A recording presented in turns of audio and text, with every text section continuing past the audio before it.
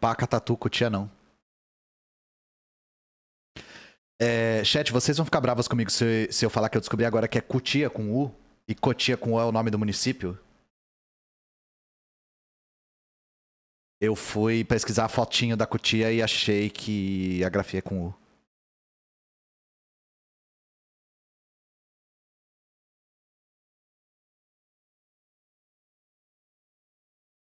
É isso. Mas a Cutia é basicamente uma capi, só que ela é eternamente pequenininha.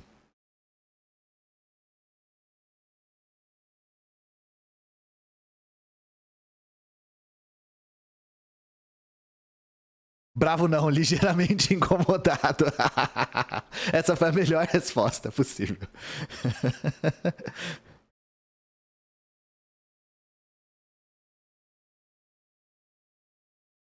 Vou fazer uma palestra pelo P, sim, eu e o Frog. A gente vai fazer dia 1º, quarta-feira. Não, desculpa, quarta-feira sou eu, o Frog é dia... É outro dia, é o último. Não sei se é dia 3, esqueci a data agora, gente, desculpa. Na internet. Mas eu acho que já encerrou as inscrições. Vai ter notícia sobre o Peru hoje? Cara, não, porque eu tenho muita dificuldade de entender o Brasil e os outros países ao mesmo tempo, sabe? Porque eu vejo notícias sobre o Brasil e eu paro pra ler sobre, eu paro pra estudar sobre os assuntos, eu não consigo entender de tudo ao mesmo tempo. Até porque eu faço tudo sozinho.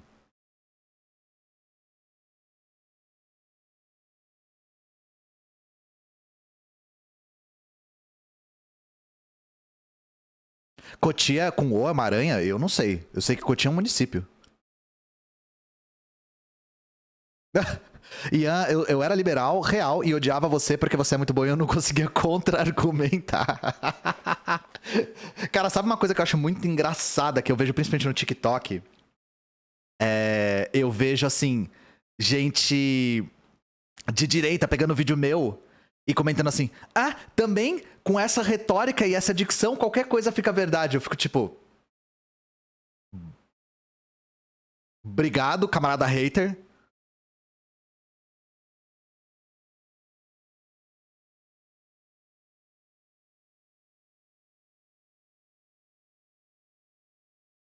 Camarada hater, eu chamo esses aí de camarada hater.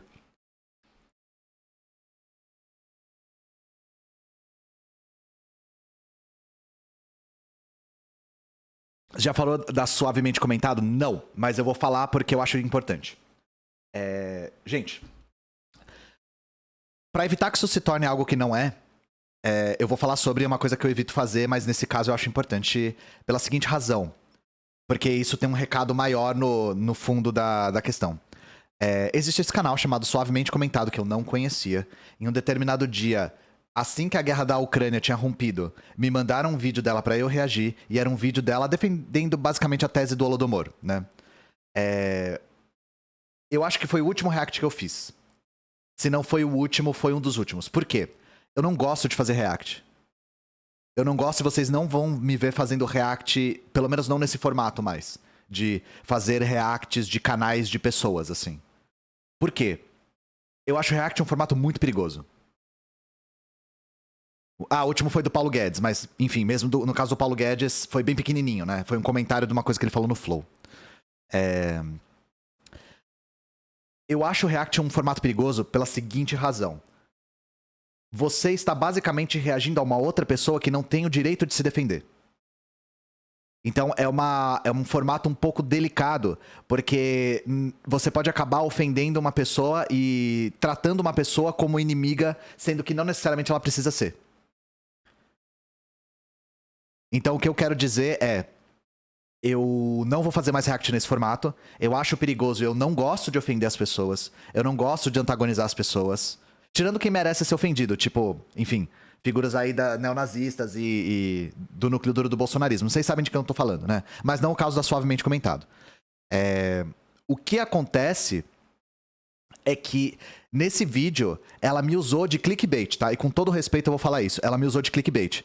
Porque ela me coloca na thumbnail e ela menciona o meu nome por literalmente 5 segundos. O vídeo é basicamente sobre o Gustavo. E ela clama que eu a chamei de fascista, a chamei de... Eu não lembro os outros adjetivos. Eu não tenho esse VOD, eu não tenho ele salvo e eu não sei onde ele tem salvo. Então eu não consigo nem lembrar os detalhes do que eu falei. Mas o que eu quero dizer é... Não quero tratar ela como inimiga. Não acho isso adequado. Não gosto de ofender as pessoas. E nunca mais vocês vão ver react aqui. Já não vi há um tempo, mas eu tô pelo menos me posicionando agora.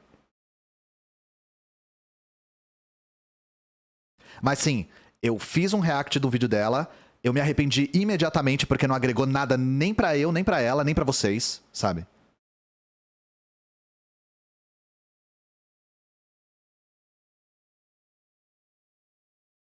E não quero tratá-la como uma inimiga. Eu acho que a gente tem que saber muito bem quem antagonizar, sabe?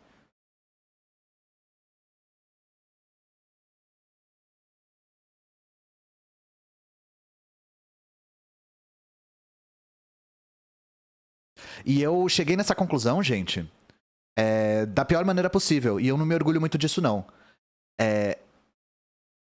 Quando eu comecei a crescer, quando eu comecei a ficar um pouco maior, aí eu comecei a receber genuínos ataques, da esquerda e da direita. E foi num momento que eu recebi um ataque bem coordenado que eu tive meu primeiro ataque de pânico por causa da internet. E aí, naquele momento, eu decidi que eu nunca ia contribuir pra que alguém se sentisse da maneira como eu tava me sentindo. A não ser que a pessoa merecesse, vide pessoas que são fascistas convictas do núcleo duro do bolsonarismo, pessoas mercenários, desonestos, etc. E eu não vou citar nomes, mas vocês sabem de quem eu tô falando. Então, a partir desse momento, eu não fiz mais esse tipo de react. E não comentei mais polêmica, essas coisas assim, a não ser que seja em privado.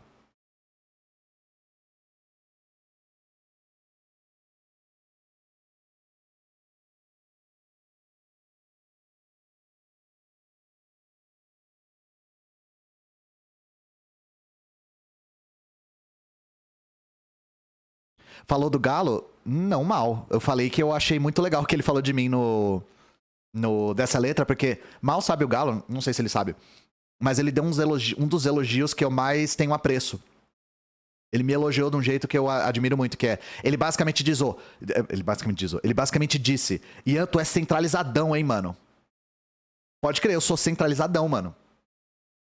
Este é o indivíduo centralizado que vocês estão olhando.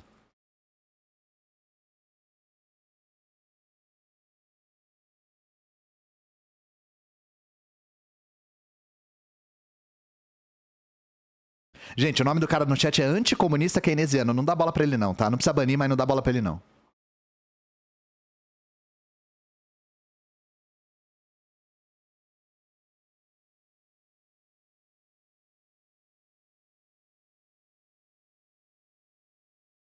Chamou a mina de racista, fascista, neoliberal? Eu vou ser sincero, eu não lembro. Porque eu não tenho esse VOD. Eu não lembro real, assim.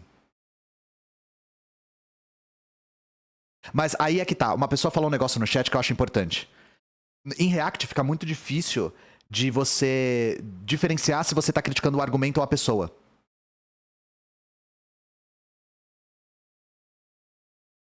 Então eu acho que foi esse problema. Então eu vou falar uma coisa que eu talvez tenha falado porque eu não lembro os detalhes. A defesa da tese do Holodomor tem uma origem fascista. A tese do Holodomor surgiu como uma retórica fascista. Inclusive, não só fascista, nazista. Eu falo sobre isso no meu vídeo. O primeiro momento no qual existe uma tese de um genocídio planejado por parte das autoridades soviéticas para exterminar ucranianos étnicos partiu de jornais nazistas.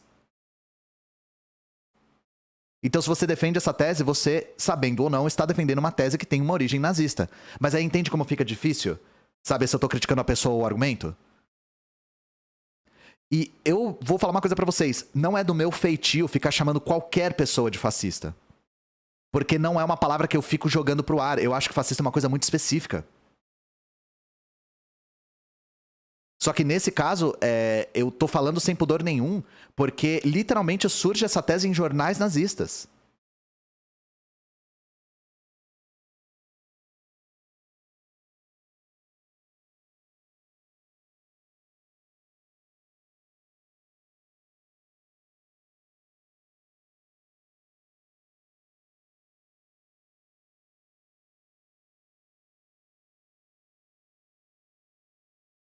Kizinho, obrigado pela raid.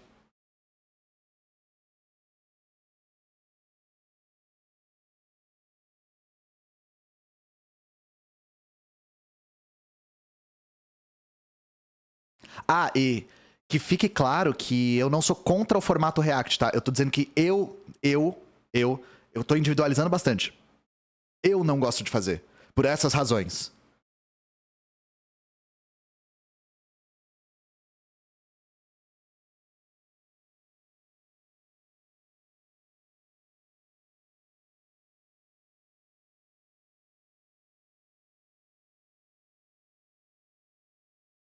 Tô lendo o chat porque eu quero ver se essa questão tá encerrada já.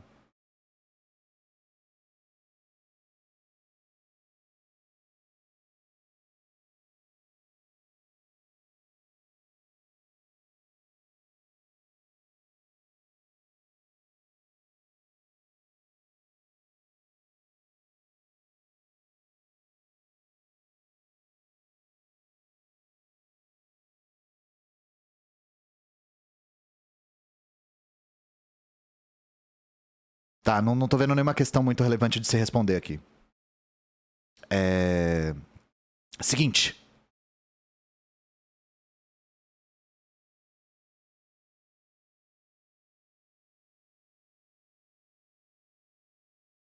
Seguinte, o chat tá muito ruim ultimamente, tá? Só vou comentar isso. Eu não sei se eu tô chamando muita atenção negativa, mas tá complicado, assim. Talvez eu tenha que moderar um pouco melhor.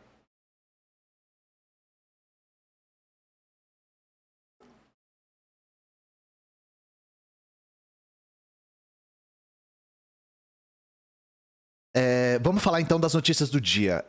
Hoje a gente tem menos notícias mais profundas. Então eu começo com aquele bloco mais despojado, né?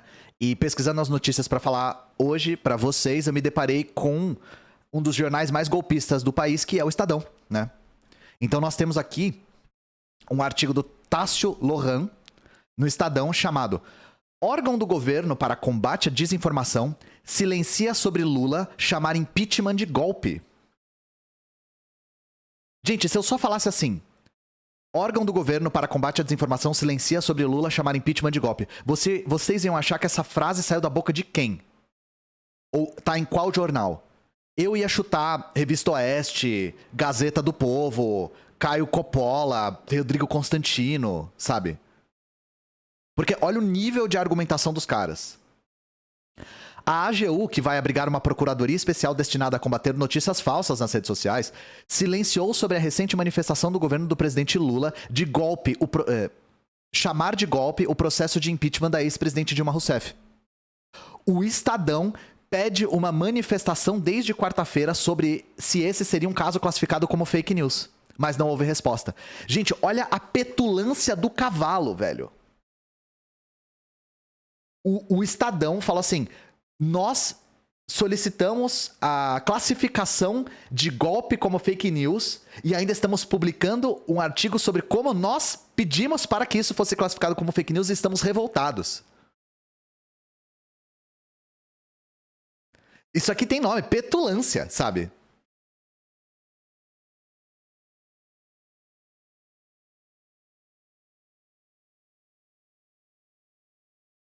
A página oficial do Palácio do Planalto tratou como golpe o impeachment da petista. Que seguiu os trâmites constitucionais, blá blá blá, o mesmo blá blá blá de sempre, sabe? O PSDB foi à justiça para questionar o governo. Irmão, eu quero que o PSDB se foda. Lula chamou o ex-presidente Michel Temer de golpista.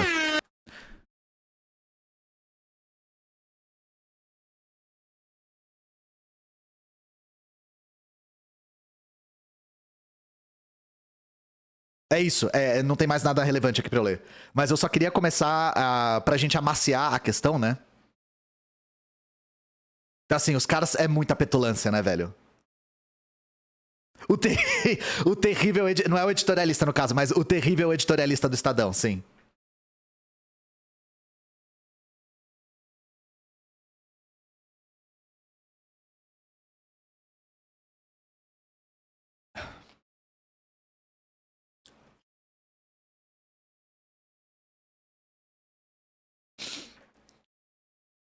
Ah, gente, eu esqueci de falar uma coisa importante. Eu recebi um livro da autonomia literária aqui no correio, chegou agora, que é um livro muito, muito legal. Eu vou espelhar aqui pra vocês conseguirem ler.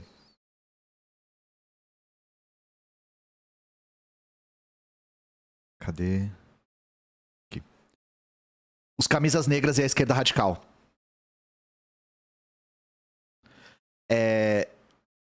Eu li esse livro em inglês. E eu acho ele muito legal. Por quê? Porque ele é muito acessível. Muito acessível. É do Michael Parenti, que é um marxista estadunidense. Então, é o Parenti amarelo. É, o Black Shirts, exato. Esse livro é conhecido em inglês como Black Shirts and Reds. Mas eu acho que... Eu gostei da tradução, achei que ficou melhor Camisas Negras e Esquerda Radical. Porque Reds, se fosse Camisas Negras e Vermelhos, não ia ficar tão claro sobre o que é o livro. Mas por que eu acho esse livro importante? Recentemente a gente viu uma evolução da tese do totalitarismo que agora é mais psicodélica ainda e joga o próprio nazismo dentro do espectro da esquerda. Dentro do espectro da esquerda. Marxista estadunidense, sim, existe. E ele é um bom marxista. Vale a pena ler a obra dele. Então eu acho esse livro bem legal. Ele é muito acessível pra falar, basicamente, não é essencialmente isso, se eu fosse resumir o livro, mas ele faz com que fique muito concreto as diferenças entre o socialismo real e o nazifascismo, tá? E ele faz isso de uma maneira pouquíssimo pedante, ele faz de uma maneira muito, muito acessível. Então, a leitura é fácil, ele não é muito longo, recomendo muito vocês lerem. E agora que tem em português, eu acho que é a primeira vez que tem em português, não percam realmente a oportunidade de ler esse livro, porque ele é muito legal.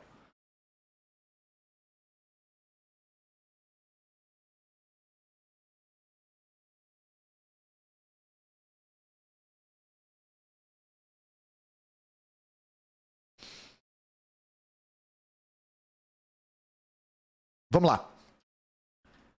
A gente vai entrar no bloco notícias acidentalmente engraçadas. Deixa eu ver se tá certa a câmera. Tá. Livro que se apresenta como de cabeceira de acionista das Americanas ensina a atrasar dívidas. Obviamente que é uma chamada sensacionalista. Só que, assim, é engraçado. A situação é engraçada. Os caras, eles fizeram um salto mortal pra fazer essa chamada, mas que se foda esse acionista também, sabe? Então vamos lá. Dobre seus lucros, de Bob Pfeiffer. É apontado como sendo um dos favoritos de Marcel Telles. A obra ensina a empresários nunca pagar uma conta até que o fornecedor pergunte por ela pelo menos 2 vezes.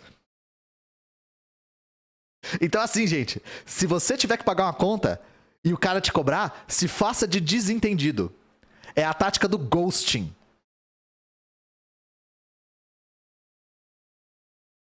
Um método de favorecer o balanço da sua empresa esse ano, embora só funcione uma vez, é atrasar seus pagamentos. O que antes parecia ser apenas uma dica contábil extraída do livro Dobre Seus Lucros, de Bob Pfeiffer, agora é apontada nas redes sociais como um modus operandi da Americanas.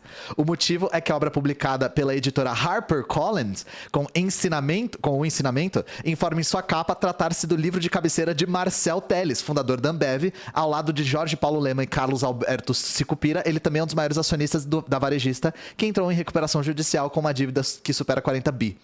No Twitter, usuários divulgaram trechos do capítulo 37 da obra, intitulado Contas a Pagar, que defende que os empresários devem segurar o pagamento de dívidas pelo máximo de tempo possível. Nunca pague uma conta até que o fornecedor pergunte por ela pelo menos 2 vezes, diz o trecho da publicação. A busca pelo livro atingiu seu pico no Google entre 15 e 21 de janeiro, menos de uma semana depois de Sérgio Rial divulgar um rombo bilionário e renunciar à presidência das Americanas. A publicação promete ensinar em 78 etapas limpo empresários a reduzir custos, aumentar vendas e melhorar drasticamente os resultados das empresas em apenas 6 meses. Dobre Seus Lucros é um livro perfeito, baseados nos resultados obtidos em empresas incluídas na lista dos 500 maiores, feita pela revista Fortune. Bob Pfeiffer mostra como maximizar seus lucros em etapas fáceis de aplicar, diz a editora. Enfim, aí tá falando do risco sacado aqui, que eu expliquei no outro vídeo.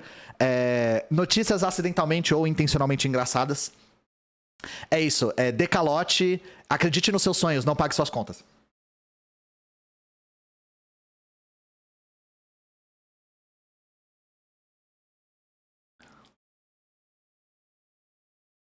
Tutorial de calote, exato.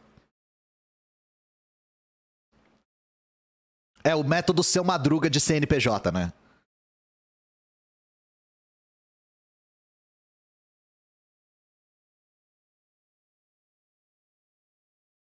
Alavanque dívidas, maximize seu lucro, exato.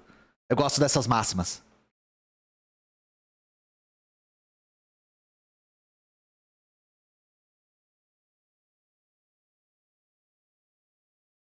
Não façam isso com agiotas, é uma dica também do chat aí.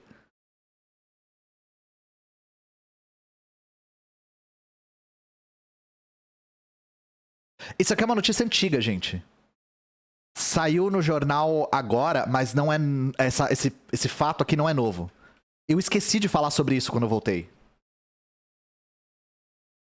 Mas vocês viram isso aqui? Projeto pede fim de exigência de diplomas e certificados de 106 profissões.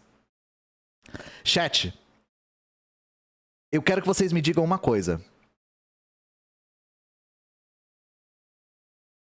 De qual partido vocês acham que veio esse projeto? Novo é diferente, é top, é moderno. E tem gente nova, honesta e liberal. É a inovação por um Brasil melhor. Esse é o partido de boas ideias. Nós temos o orgulho de participar. E isso vai fazer nosso Brasil mudar. Fazia tempo que eu não fazia isso com vocês, né? Fazia tempo que eu não fazia isso com vocês. Pouco antes do fim do seu mandato, que encerra oficialmente no próximo dia 31 de janeiro, o deputado federal Thiago Mitraldi, do... Novo é diferente, é top. apresentou um projeto de lei polêmico e que pode nunca ser aprovado. No dia 22 de dezembro do ano passado, Mitraldi protocolou na Câmara dos Deputados a PL Tanto Faz de sua autoria, que pretende acabar com a exigência de diplomas e certificados para exercer 106 profissões, entre elas as de arquiteto, engenheiro e químico. O futuro ex-deputado argumenta que essas profissões não oferecem risco à saúde, segurança e patrimônio dos brasileiros. Ou seja, trabalho de arquiteto e engenheiro não precisar de diploma não oferece risco. Não tem risco nenhum um engenheiro não ser formado em engenharia. O químico foi o melhor, né? Químico de garagem. Temos mais de 100 leis regulamentando as profissões. Isso permite a criação de reservas de mercado para profissionais que já exercem a atividade. O que está no projeto? Há muitos profissionais que deixam de trabalhar por não atenderem a critérios formais. E a gente pode fazer o seguinte, a gente pode ou aumentar o acesso ao ensino superior, né? O acesso ao ensino técnico, melhorar a educação da população de forma acessível e pública, ou a gente pode legalizar o trabalho informal. Foda-se, né? Essas pessoas, em tese, são qualificadas e não trariam risco à sociedade caso exercessem as atividades listadas no projeto. Em tese, são qualificadas a partir de que critério? Como que a pessoa é qualificada em engenharia sem ter diploma?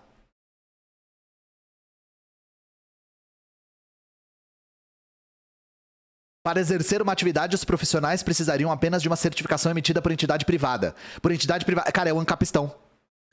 É a entidade privada emitindo o certificado privado da expertise privada, do notório saber privado.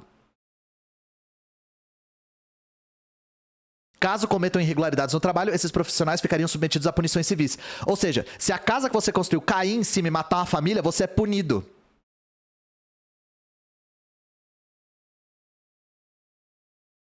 É a maneira como os estadunidenses resolvem tiroteio nas escolas. Não, a gente vai garantir que da próxima vez que acontecer, a pessoa que fez o tiroteio vai ser punida. Nossa, agora dá pra ficar muito tranquilo, né? Agora a gente pode deitar a cabeça no travesseiro muito tranquilo, sabendo que se o seu filho for pra escola e for fuzilado, a pessoa que fuzilou vai ser presa.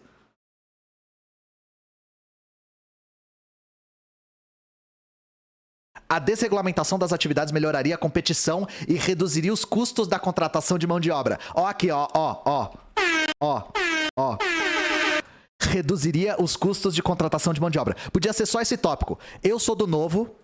Novo é diferente, é top. E eu quero reduzir o custo da mão de obra. É só isso. Por quê, gente? Aí eu só vou explicar pra vocês. Mão de obra qualificada custa caro. Eu dou o exemplo de professor. Hoje em dia, faculdades privadas preferem contratar professores só com mestrado do que com doutorado, porque a mão de obra com doutorado é mais cara. Estão entendendo a questão?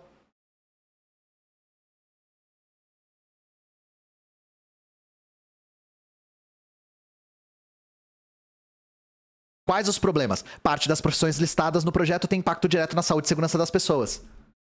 Não precisa ter mais que 2 neurônios se comunicando para saber isso. Entre elas estão atividades ligadas às áreas de saúde e construção civil. Os profissionais deixariam de ser fiscalizados por conselhos municipais. Ó, aeronauta, agenciador de propaganda, agrimensor, árbitro de futebol, arqueólogo, arquiteto. Isso é que é uma coisa estranha, gente. Árbitro de futebol não precisa de diploma superior. Eu não sei por que isso tá na lista, eu não entendi qual que é o ponto, sabe? Eu nunca vi a faculdade de árbitro.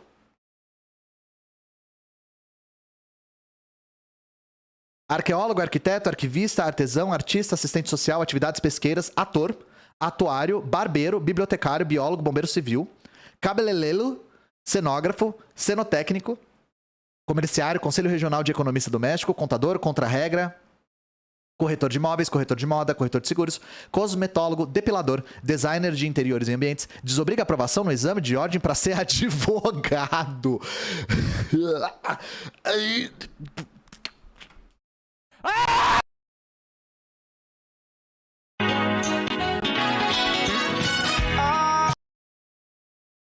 Bicho! Desobriga que seja um vigilante ou contratado para serviços de vigilância. Gente. Desobriga que seja um vigilante ou contratado para serviço de vigilância. Essa frase é muito engraçada, velho. É quase desobriga que seja médico o contratado para fazer serviços de medicina, tá ligado? É bom demais, chat. É bom demais, velho. Não existe nada mais estranho que a realidade, cara. Que doideira da porra. Ah, teve raid do Vini, eu não vi, gente. Desculpa. Desculpa, eu tava distraído aqui. Obrigado pela raid, Vini. Obrigado, sejam bem-vindos aí, a galera que veio com o Vini. Eu quero me drogar pra caralho. Eu quero me drogar. Detetive particular, diretor de teatro, economista, economista doméstico, engenheiro, engenheiro florestal, engenheiro agrônomo, enólogo e técnico em enologia, especialização de engenheiros e arquitetos em engenharia de segurança do trabalho, estatístico, esteticista, físico, fisioterapeuta, fonoaudiólogo, garimpeiro, geógrafo, geólogo, guardador e lavador autônomo de veículos automotores, guarda-livros, guia de turismo, instrutor de trânsito, jornalista, leiloeiro rural, mãe social? O que é mãe social? Eu não sei o que é uma mãe social, gente. Alguém me explica o que é isso?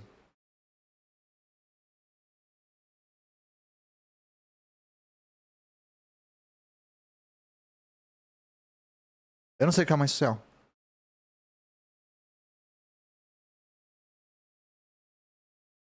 Eu não sei, o chat aparentemente não sabe também. Aqui, ó. Mãe social é a pessoa responsável por educar... Oh, caralho. Por educar e cuidar de crianças, adolescentes e jovens por diversos motivos, tiveram seus vínculos familiares fragilizados. Mãe social.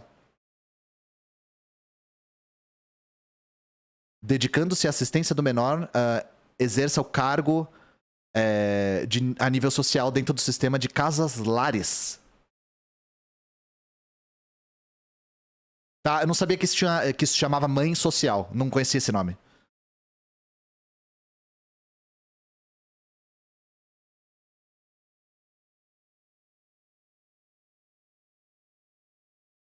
Manicure, maquiador, massagista, meteorologista, motoboy, motorista, museólogo, músico, nutricionista, oceanógrafo, orientador educacional, peão de rodeio. Não precisa... Gente, atenção Cidade Nova. Não precisa mais de diploma superior pra ser peão de rodeio, tá? Não precisa mais. Pedicure, professor de arte, professor técnico, professor de educação física, professor de relações públicas, profissional de relações públicas, desculpa, propagandista, psicólogo, psicomotorista, químico, radialista, repentista, representantes comerciais autônomos, secretário, sociólogo, sommelier, sonoplasta, taxista. É muita coisa, né? Não, já tava acabando. Técnicos, vaqueiro. Veterinário. Não precisa mais de diploma pra ser veterinário.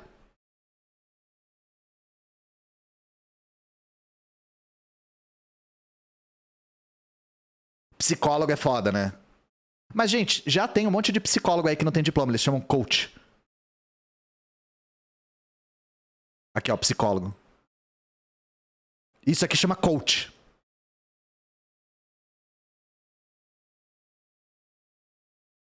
Então, realmente, o novo é diferente. Se é top, se é moderno, aí a gente tem que conversar. Não tem streamer da Twitch aqui. Ou seja, tá safe, família, tá safe. Vou ter que jogar meu diploma de repentista no lixo. É foda, né?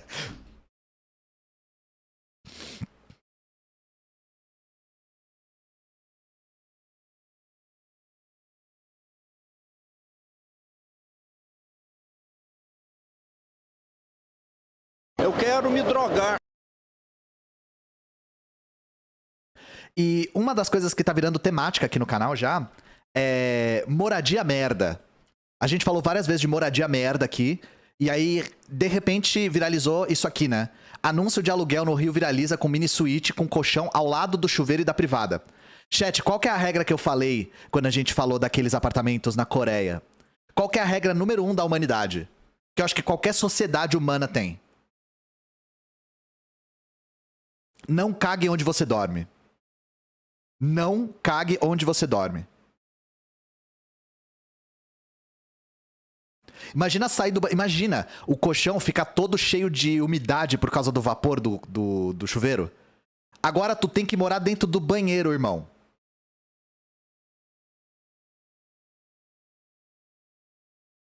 Não só a humana, diga-se de passagem, né? Animal não dorme onde caga. Mas tem vidro, então tá safe, né? Suíte, é... Ai, não tinha reparado nisso. Suíte.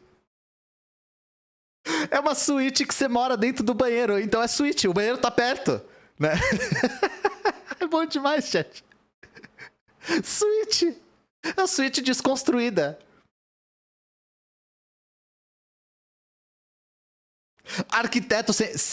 Gente, se arquitetos sem diploma forem legalizados, cenas como essa serão comuns, tá? Esse aqui é o futuro de arquiteto sem diploma. Esse é o futuro de engenheiro sem diploma. As duas notícias casaram muito bem. Suíte e ambiente aberto, exato.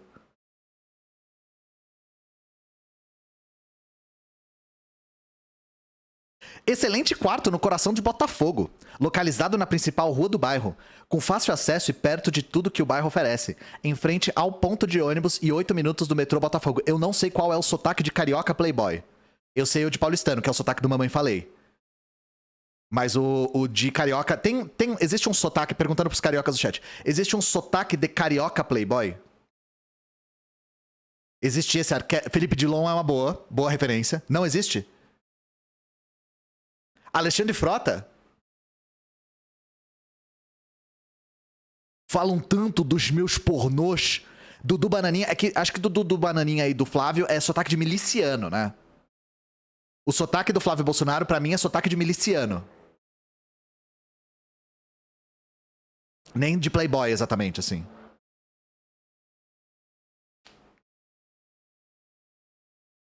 O tijucano é playboy? Aí tá, vocês estão falando uma língua que eu não falo.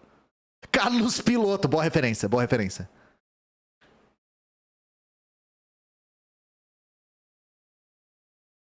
Bruno de Luca, eu tô gostando das referências. Rafael Portugal, carioca? Não, Playboy, desculpa, é sotaque de Playboy. Jade Picon, boa. Referência top 1 de sotaque de carioca, Jade Picon. É isso, chat. Pô, pai, você não vai flopar o meu namoro. Pai. Fiuk? Busca pra mim. Traz pra mim, Marquinho. Traz pra mim. Manda busca.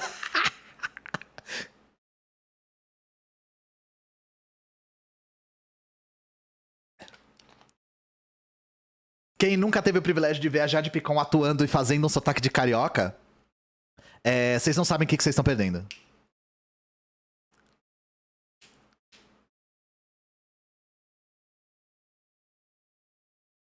Pô, pai. Claro que eu sei que a Jade Picon aqui é a mais alta cultura, vocês vão ver nesse canal. O dono de um apartamento que fica em Botafogo, na zona sul do Rio de Janeiro, colocou um colchão ao lado de um box com chuveiro privado e oferece o espaço como mini suíte. Após, em 2020, ter dificuldades financeiras. A ideia do anfitrião viralizou na internet. Esse Airbnb meteu a cama no banheiro e estão alugando como suíte, escreveu uma mulher nas redes sociais.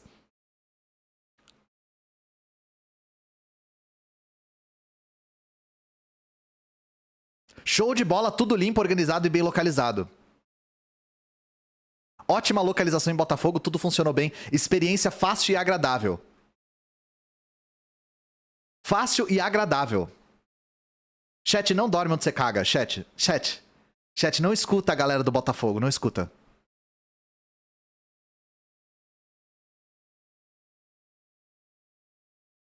O importante é que tem lacinho na cama, é.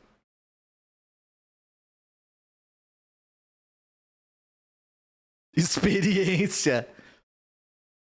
Se isso aqui tivesse em São Paulo, com certeza estaria como experiência.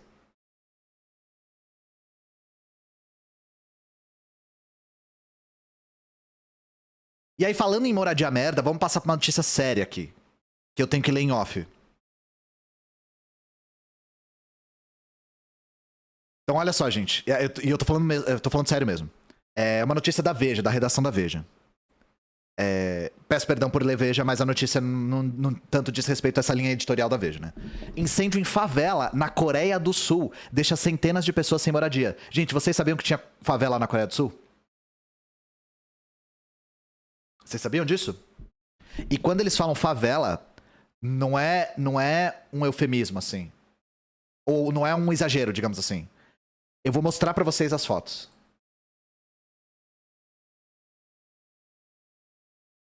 Isso aqui é a favela que pegou fogo. Depois a gente lê a notícia. Parasita não chega nem perto disso aqui. Gurion Village. É a vila de Gurion, em Seul.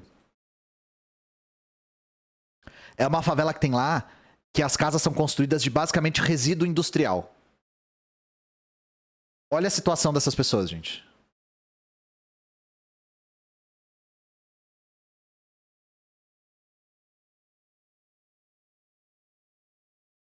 Essa é a favela.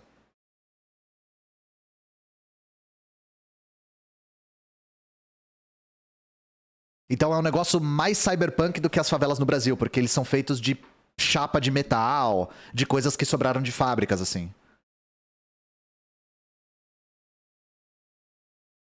Aqui o tiozinho na casa dele.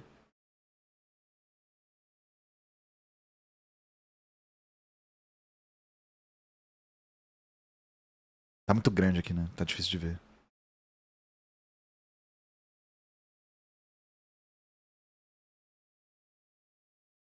Foi essa favela aqui que pegou fogo.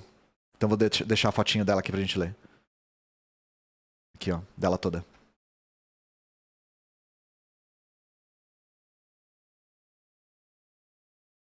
Então, olha só.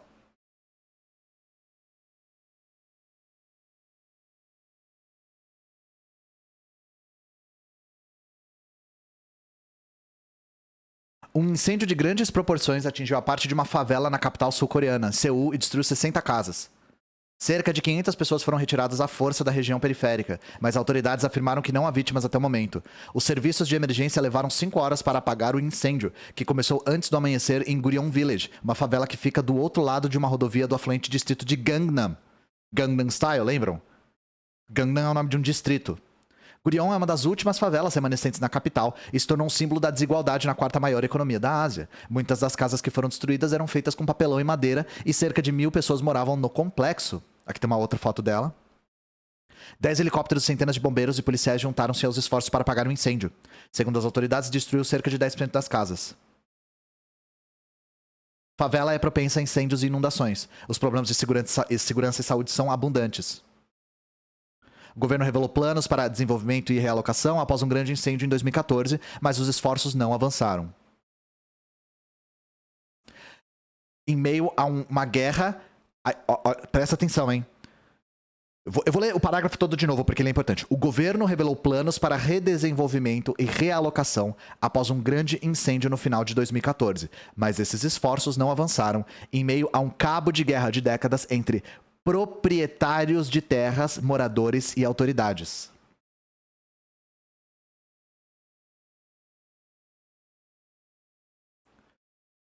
O Serron, prefeito de Seul, visitou a vila e pediu às autoridades que se preparassem para realocar as famílias afetadas, mas as autoridades dos distritos de Seul, Gangnam e os desenvolvedores estatais estão em desacordo sobre como compensar os proprietários privados de terras em Gurion.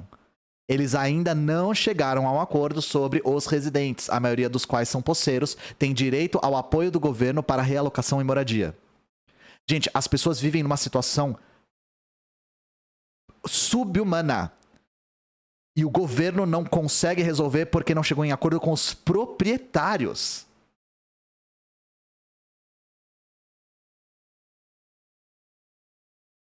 Então vocês estão entendendo? A propriedade privada vale mais do que a vida humana.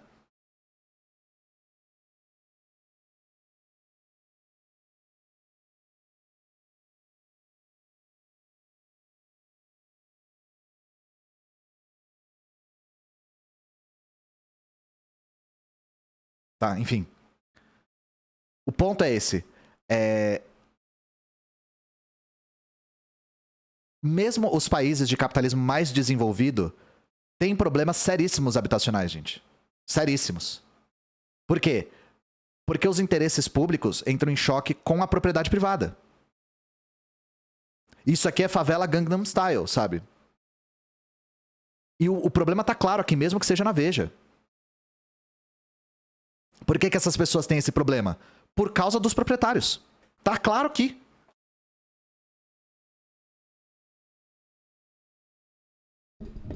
Eu não preciso nem agregar nada, sabe? Eu achei que eu ia ter que agregar alguma coisa, mas eu não nem precisei, sabe? E sim, tem um monte de incêndio criminoso nas favelas aqui de São Paulo, pra abrir espaço no território de gente que ocupou a região, né? Mas pelo menos tem mais de uma marca de iogurte, é.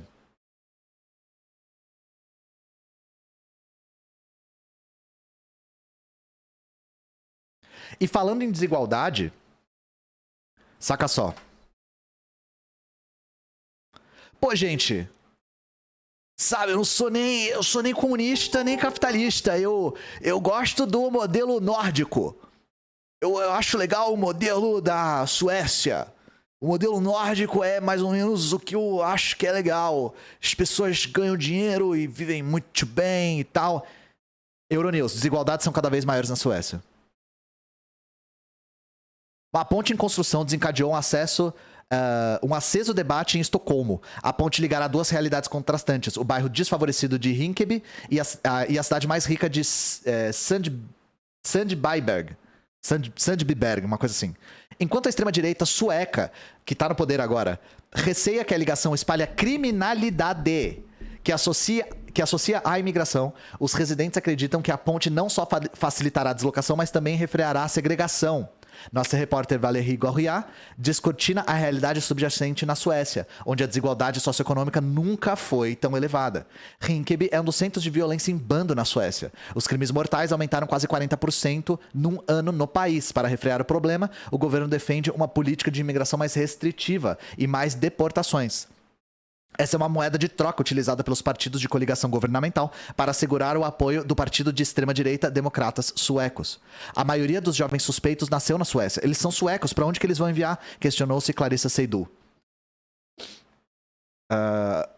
uma agente da polícia comunitária de Rinkeby. Mustafa Andik, agora residente em Sandbyberg, acrescenta que se tivessem sido dados empregos a esses jovens e se eles tivessem aprendido sueco, ter-se-iam integrado na sociedade. Andik acredita que os políticos deveriam lidar com a causa originária da violência de gangues em vez de discutirem sobre uma ponte. Andreas Cervenka, autor do livro Suécia Gananciosa, vencedor do Prêmio de Jornalismo Sueco, culpa os cortes fiscais e as políticas de privatização pela desigualdade. O escritor diz que isso faz da Suécia um dos países mais desiguais do mundo, com uma elite muito rica e um grande grupo economicamente vulnerável. Agravada pela crise e pela inflação, a precariedade está a afetar cada vez mais os suecos, diz Jonas Willstrand, o chefe da principal instituição de caridade do país. Nossa, os nomes em sueco estão me matando. Stadsmissionen. O número de pessoas que procuram ajuda aumentou drasticamente esse ano. É uma nova situação. A sociedade civil precisa assumir a responsabilidade de alimentar as pessoas. Não queremos ver isso acelerar. E isso é da responsabilidade dos políticos.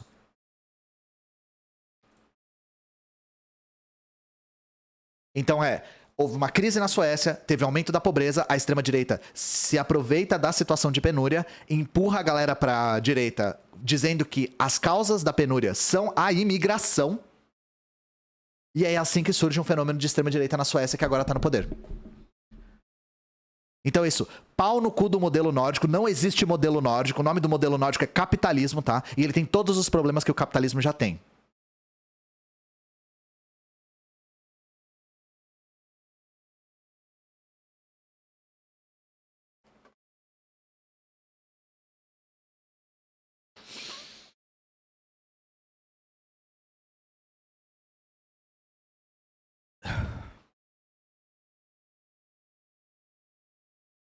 Moro em Estocolmo, e o mais engraçado é que tem muita gente aqui, incluindo suecos, realmente acreditam que o país é socialista, olha só.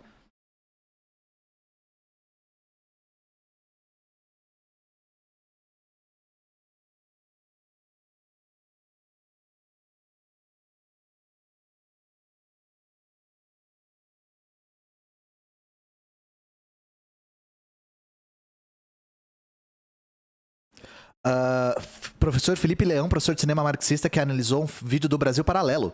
Vou olhar se me manda no Discord, por gentileza. Que é um tema que me interessa. E eu gosto de cinema.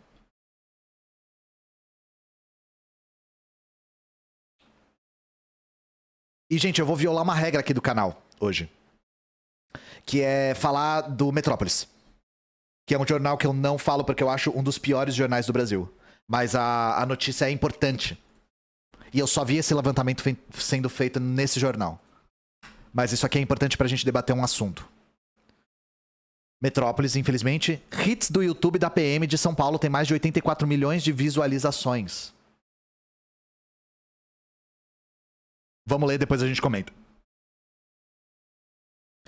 Polícia Militar Paulista exibe perseguições e prisões como reality show no YouTube. Vídeos mais vistos têm fuga frustrada, flagrantes e parto improvisado. Deixa eu ler isso em off, porque eu não consigo lembrar se tem alguma foto que eu não posso mostrar.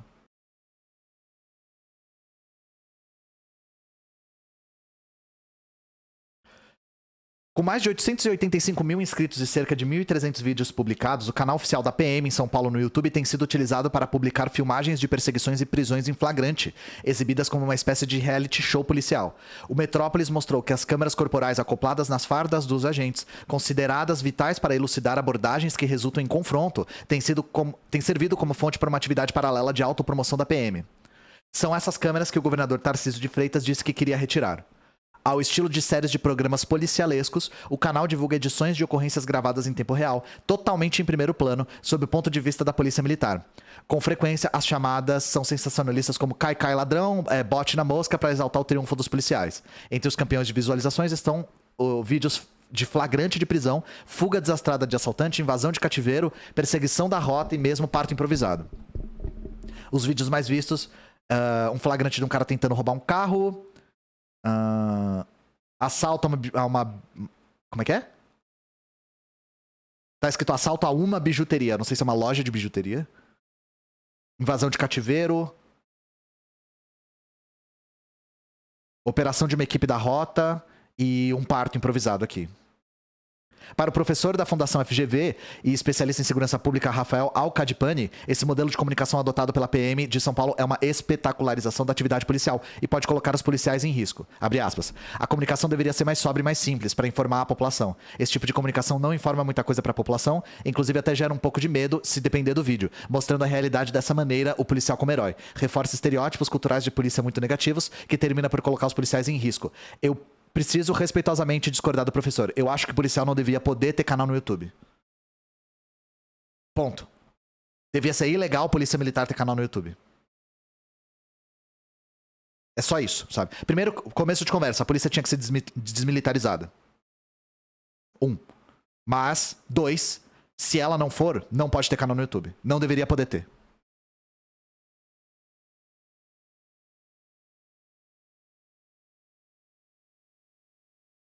Alcadipani também critica o fato de o modelo exigir efetivos de policiais para alimentar o canal. Toma estrutura.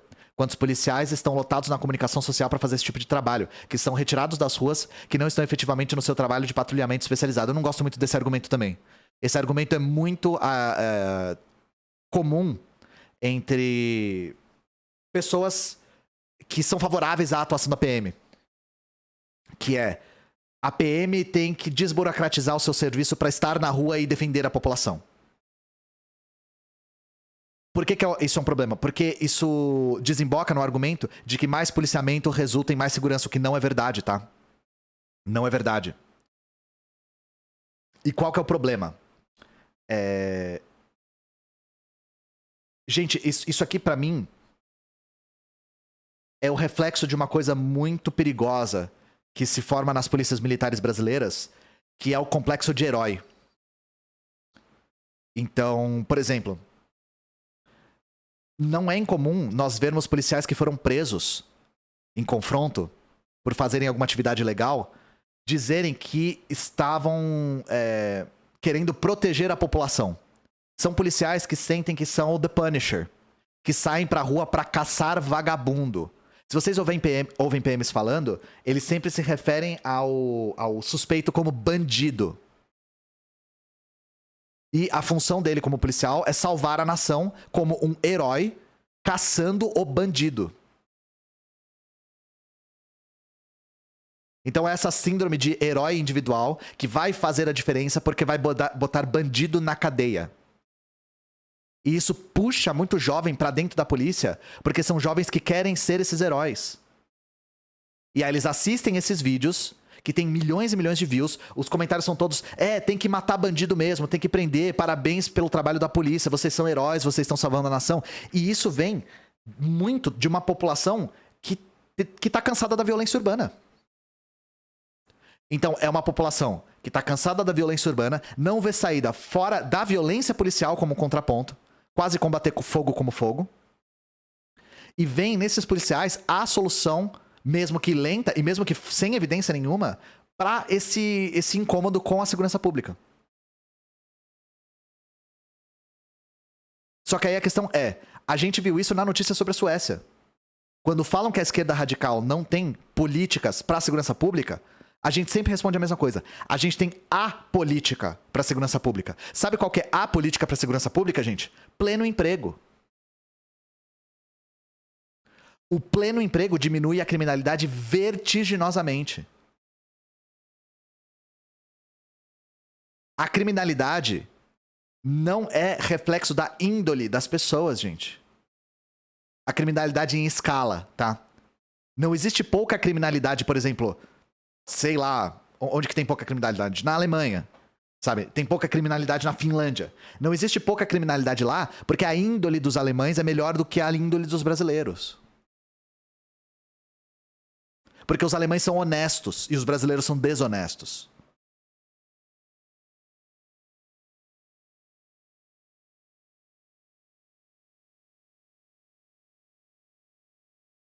Como funcionaria essa polícia desmilitarizada? Como funciona na maior parte dos países do mundo. A polícia é civil, ela não é militar. Gente, explicando a militarização da polícia, eu não sou especialista nessa área, mas a polícia militar, ela surge da maneira como a gente conhece hoje na ditadura. Então a polícia é dividida em duas. Uma fica responsável por investigação e a outra fica responsável pela manutenção da lei e da ordem. O que era a manutenção da lei e da ordem dentro da ditadura militar? Era o braço armado que sustenta o regime nos rincões do Brasil. Era isso, sabe? Então, a polícia militar virou uma verdadeira máquina de extermínio de pretos e pobres durante a ditadura. Isso é uma herança da ditadura. Então, a nossa polícia, ela tem treinamento militar. E qual que é o grande problema de ser militar? Número 1. Militares, gente, são treinados para combater inimigo externo em situação de guerra. Polícia militar trata a própria população interna como inimiga e trata a segurança pública como situação de guerra. Esse é o grande problema. Fora que a polícia militar absorve parte da ideologia das Forças Armadas, que a gente vai falar mais tarde um pouco sobre.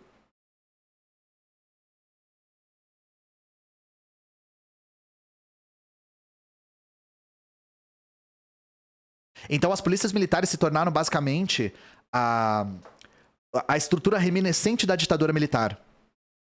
Então, uma das coisas que acontecem ainda na polícia, tá acontecendo menos, mas ainda acontece. Só que a gente via muito isso na década de 90. As polícias militares praticavam tortura com uma frequência muito alta. Eu sei que a polícia militar surgiu na época da monarquia, mas a polícia militar, como essa forma que a gente conhece, surgiu na ditadura, tá? Eu sei. A forma polícia militar que nós conhecemos hoje, com essa estrutura, é da época da ditadura. Por isso que eu salientei esse aspecto. Esqueci onde eu tava.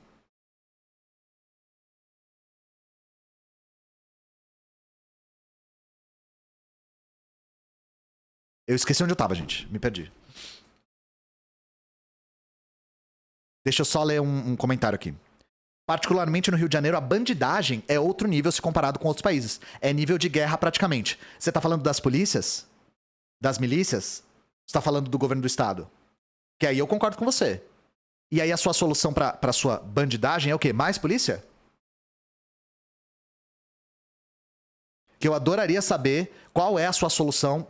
E eu gostaria de saber se a situação de guerra que se estende por décadas no Rio de Janeiro tem resolvido a situação e em qual nível. Tava na tortura, obrigado. A polícia militar, ela tem práticas de tortura que são herança da ditadura militar, tá, gente? Os policiais eram ensinados a torturar como um método de interrogatório.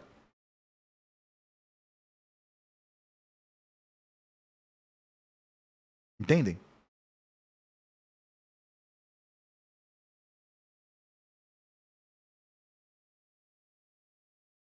Os agentes penitenciários também, sim.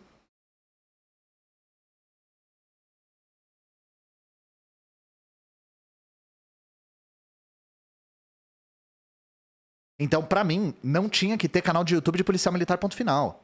Sabe? E novamente, gente, política pública para redução de criminalidade, que existe e é grave, e incomoda muito o cotidiano dos brasileiros, é política de pleno emprego.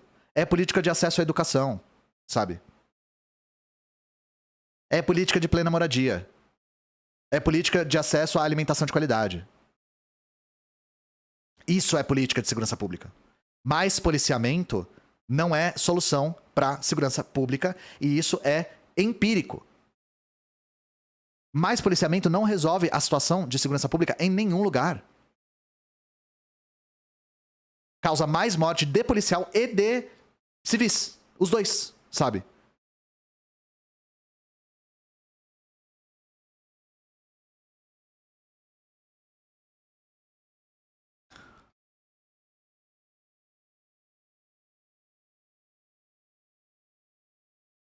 Eu falo acontecendo menos, que não quer dizer que não acontece muito ainda. Menos não quer dizer que é pouco.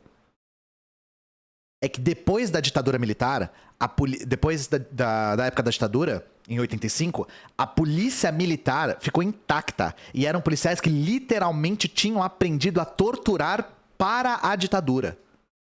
Esses policiais estão começando a se aposentar. Então isso tá ficando cada vez mais difuso. Mas não tem solução, tem que desmilitarizar a polícia para acabar com isso de uma vez por todas.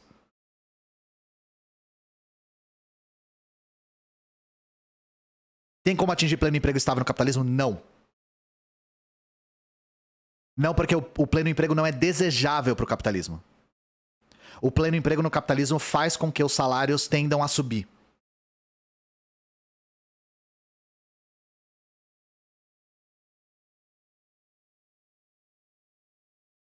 O que é desmilitarizar? É tornar a polícia como é na maior parte dos países, civil.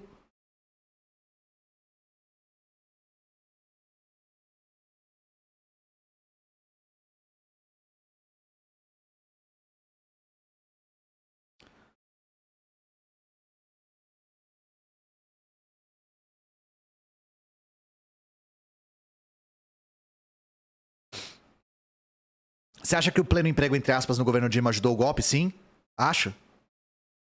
Porque com a queda do desemprego, a força de mão de obra, o preço da mão de obra subiu pra caramba. E eu dou o exemplo que todo mundo lembra, gente. O custo da mão de obra de faxina e diarista. Vocês lembram disso? O aumento do custo da mão de obra de faxina e diarista é uma consequência de políticas de emprego. É da nossa economia se aproximando do pleno emprego. A razão disso está descrita lá no Marx, que é o Exército Industrial de Reserva. Meu mic tá indo de Americanas, meu microfone não deveria estar ruim.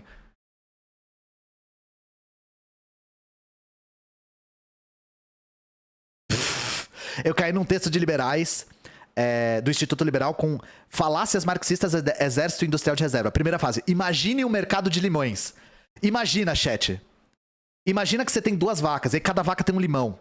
E aí cada limão tá dentro de uma mansão. E de repente essa mansão é invadida por um ladrão que distribui igualmente moeda pra todo mundo.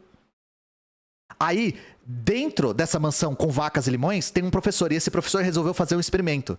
Ele resolveu distribuir as notas igualmente. Tudo isso dentro de um barco. Conclusão, quem que é o dono desse barco?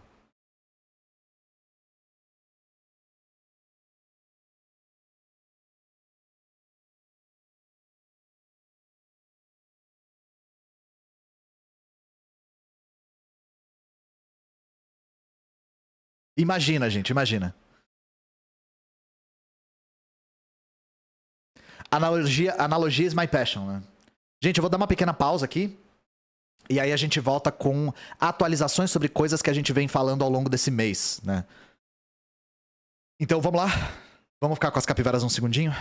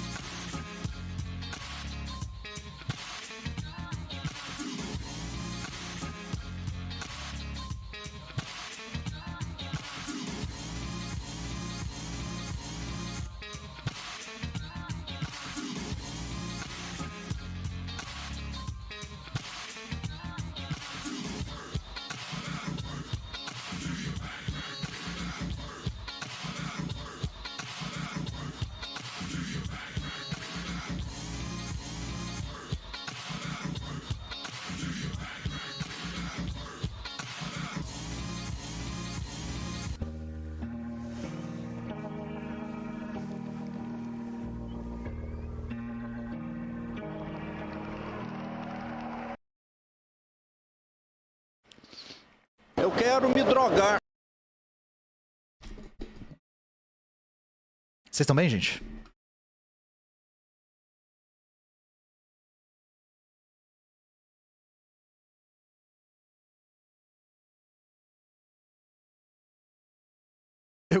Que susto, pirra.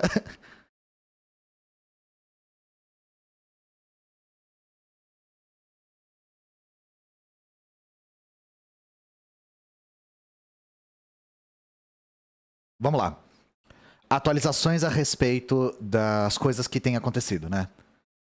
Primeira, notícia curtinha aqui.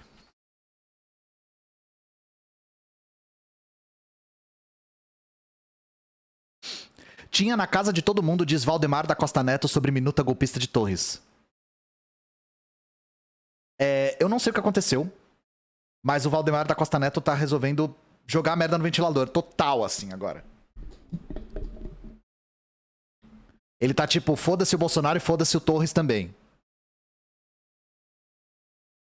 Valdemar da Costa Neto, presidente do PL, sim, o Valdemar do Mensalão, afirmou que várias minutas golpistas circulavam no entorno do ex-presidente Jair Bolsonaro. Uma delas foi encontrada na casa do ex-ministro da Justiça, Anderson Torres, que está preso. Em entrevista ao jornal o Globo, Valdemar diz que chegou a receber sugestão para impedir a posse do Lula, mas que ele teve o cuidado de triturar. Alguém falou aí no chat, prevaricou, né? Eu não sei se ele pode ser acusado de prevaricação. Porque o cara recebe uma minuta golpista falando assim, não é pra empossar o presidente que ganhou a eleição. E o cara fala tipo, eu vou destruir isso aqui, não vou falar nada não.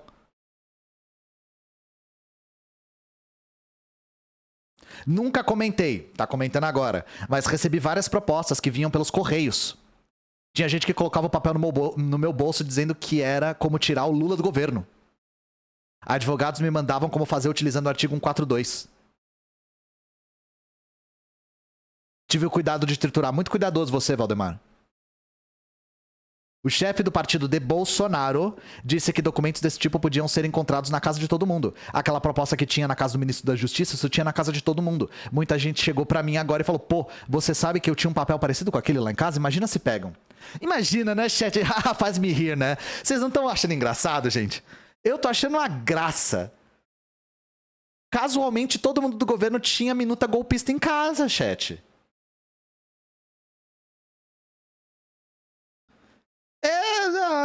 É engraçado, é uma piadola, né? É o patati patatá aqui, né?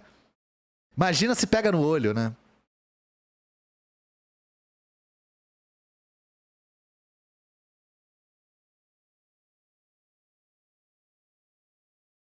O cara tá tipo, hahaha, eu estou aqui sendo entrevistado pela UOL e todo mundo era golpista mesmo, a gente queria derrubar o governo.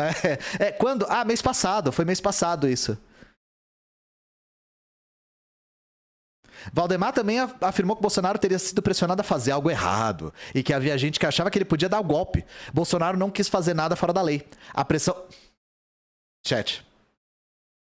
Bolsonaro não quis fazer nada fora da lei. O Bolsonaro não fez nada fora da lei ao longo do mandato dele, né? Bolsonaro é o cara dentro das 4 linhas. Ele nunca quis fazer nada fora das 4 linhas. A pressão em cima dele foi uma barbaridade.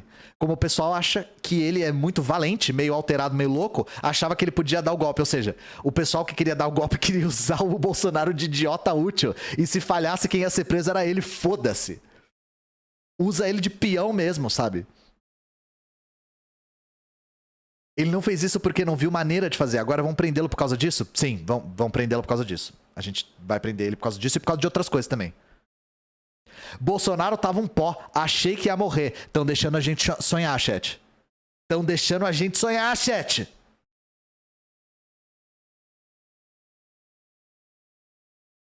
Valdemar da Costa Neto também falou sobre a reação de Bolsonaro após perder as eleições e admitiu que errou por não prepará-lo para uma possível derrota. Nunca tocamos nesse assunto, não passou isso pela cabeça dele. Quando fui lá na segunda-feira, ele estava um pó. Quando eu vi após uma semana, eu achei que ele ia morrer. O cara tava desintegrado. Sabe o que é isso? Medo de ser preso. Sabe o que é isso? Primeira vez em 3 décadas sem foro privilegiado. É isso que gera esse cu na mão. Esse friozinho na barriga. Esse suor frio, sabe? Essa sensação de formigamento nas mãos.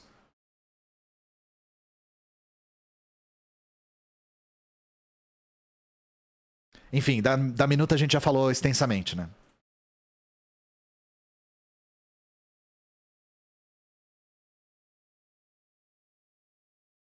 E é isso, agora o Bolsonaro tá com visto de turista lá nos Estados Unidos, ou seja, ele ainda está refugiado. E eu conto os segundos pra não ter mais que falar desse cara nunca mais na minha vida, sabe? Mas esse momento não é agora.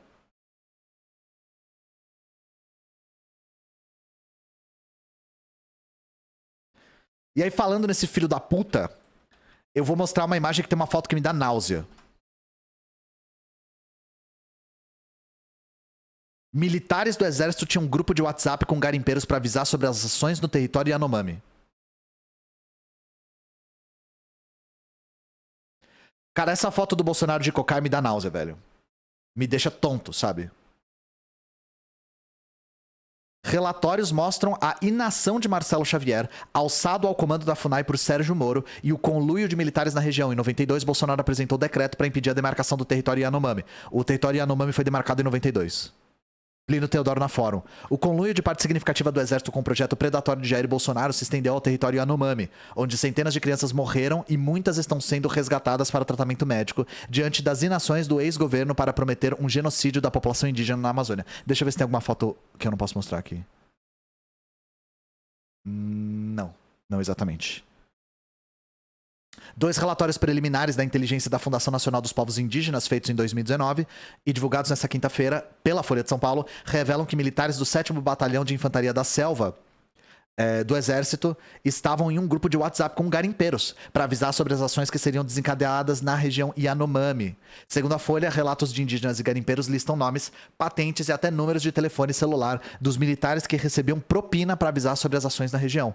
Meu chefe possui diversos militares comprados que trabalham como informantes. Eles permanecem passando informações das operações para ele, oriundas de Manaus, diz um dos depoimentos que aponta a atuação de um 3º sargento do exército. Em outro depoimento, há o relato de que um homem separa 10 gramas de ouro por mês para pagar militares que entregam informações sobre as operações e avisam quando soldados entram na terra indígena e quando saem e como entram e quantos são.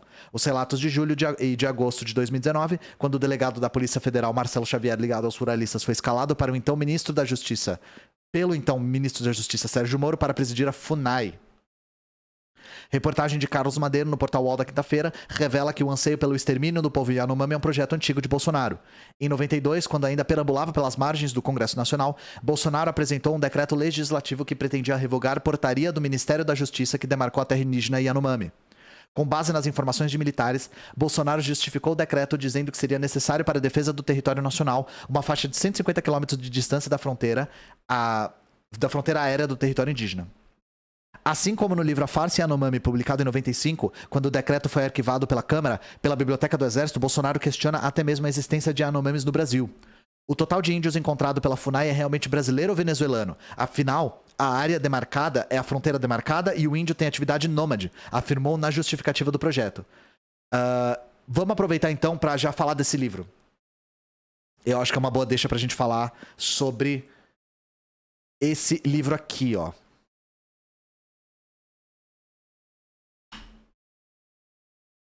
A farsa Yanomami. Exército lançou em 95 um livro que duvida da existência de Yanomamis. Chico Alves no UOL.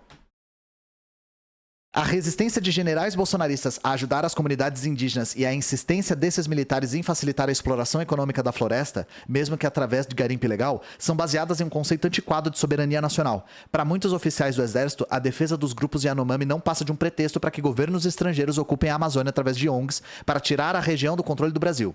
Há muitos livros direcionados aos militares que disseminam essas teorias. Uma das obras foi editada pela Biblioteca do Exército em 95 e é estudada até hoje. Trata-se da farsa Yanomami, de autoria do coronel Carlos Alberto Lima Mena Barreto. O conteúdo do livro justifica o título. Mena Barreto defende que os Yanomamis não existem.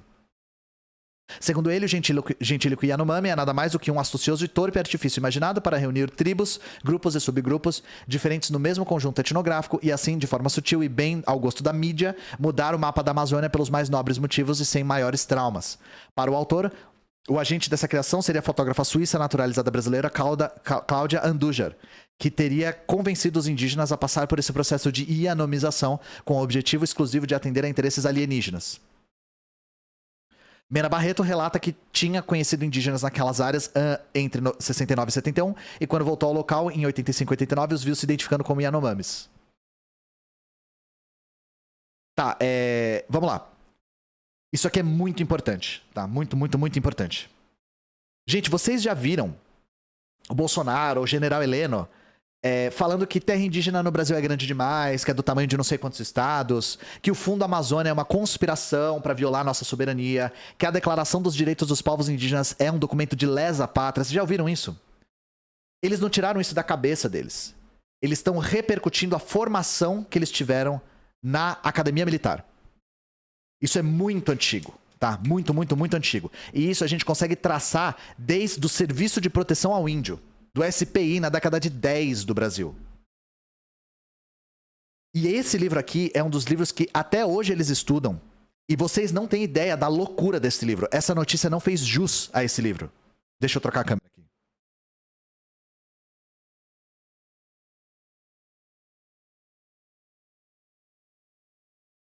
Então, primeiro, a terra indígena Yanomami é a maior terra indígena do país. E ela foi fundada em 92. Esse livro é de 95. Então ele sai bem no calor do momento da discussão e do fim da luta dos indígenas pela demarcação da sua terra, tá? E, primeiro de tudo, gente, essa retórica de que antes eles não se chamavam de Yanomami, porque Yanomami na língua deles significa ser humano. E sim, de fato, a terra indígena Yanomami comporta várias etnias diferentes. Mas antes eles não se denominavam Yanomami. E depois do território eles se denominavam Yanomami. Então isso é uma fabricação conspiracional externa. É um argumento muito burro, sabe? É um argumento muito burro. É a mesma coisa que falar assim, pô, antes de surgir Tocantins, ninguém aqui nesse território se chamava de tocantinense. E agora que existe o estado do Tocantins, todo mundo tá se denominando de tocantinense. Então o Tocantins é uma conspiração para o estado do Tocantins ser tomado por forças estrangeiras. É um salto lógico. E esse salto lógico, no caso dos indígenas, é muito racista também. Porque tira a historicidade de povos indígenas. Gente, a identidade de qualquer grupo humano se transforma com o tempo. Por que que a identidade dos indígenas que se autodenominam Yanomami não pode se transformar? A visão de indígena é uma visão estática e ahistórica. Como se o grupo de indígenas não pudesse se autodeterminar de novas maneiras conforme a sua historicidade. Indígenas têm história. Sua identidade se transforma conforme o tempo. Assim como qualquer grupo humano. E eu, assim, eu vou agora agraciar vocês com trechos desse livro, porque vocês não fazem ideia do nível, tá? Foi o que eu falei, essa matéria não fez jus ao nível. Então, primeiro, esse livro se baseia num nacionalismo chauvinista muito comum da extrema-direita. Abre aspas para a página 145. A pátria encarna o presente que somos e o futuro que desejamos ser. No idioma, na mentalidade, na tradição, na fé, no sangue, na aparência, em tudo que carrega a sina e o privilégio de ser brasileiro. É importante mudar essa fatalidade. Só se pode renunciar a ela em troca de outra, mas sempre haverá uma pátria natural ou adotada e exigir-nos o preito e a lealdade. O preito aos heróis entronizados pela história com H maiúsculo. A lealdade ao sublime, ao mítico e ao sagrado do ideário nacional. Gente, pátria natural. Isso aqui é um nacionalismo, assim, louco de pedra. Então, a pedra angular do argumento dele é esse nacionalismo. Nós temos uma pátria com um povo que deve ser defendido. E é por isso que o Weintraub fala: odeio esse termo povos indígenas, odeio o termo, odeio. Só tem um povo nesse país.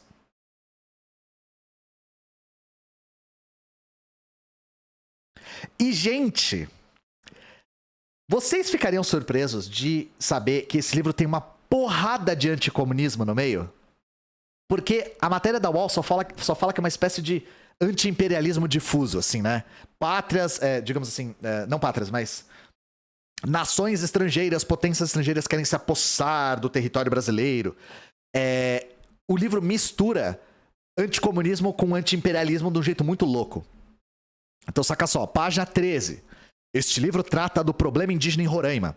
Tem a visão de quem lá exerceu os cargos de comandante da fronteira e secretário de segurança em diferentes épocas e em consequência, pôde testemunhar o abuso de terem transformado o índio em instrumento de subversão marxista a leste e em disfarce da infiltração imperialista a oeste. Transformado o índio em instrumento de subversão marxista. E aqui na página 111, abre aspas, chegou-se a pensar que o fim do comunismo pudesse acabar com tantos problemas. Mas os agitadores só mudaram a cor da camisa, do vermelho para o verde. Antes combatiam a ditadura, depois defendiam os índios e agora querem salvar a floresta. Gente, isso aqui tem nome. Isso aqui tem nome. Teoria da melancia. Já ouviram esse nome? Sabe por que teoria da melancia? Porque é verde por fora e vermelho por dentro.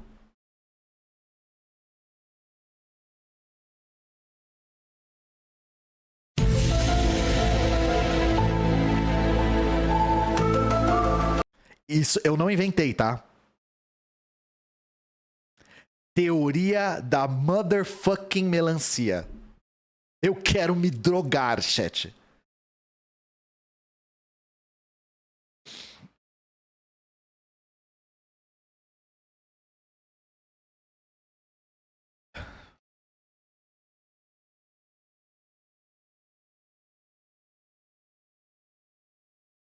E aí, qual que é o objetivo do livro?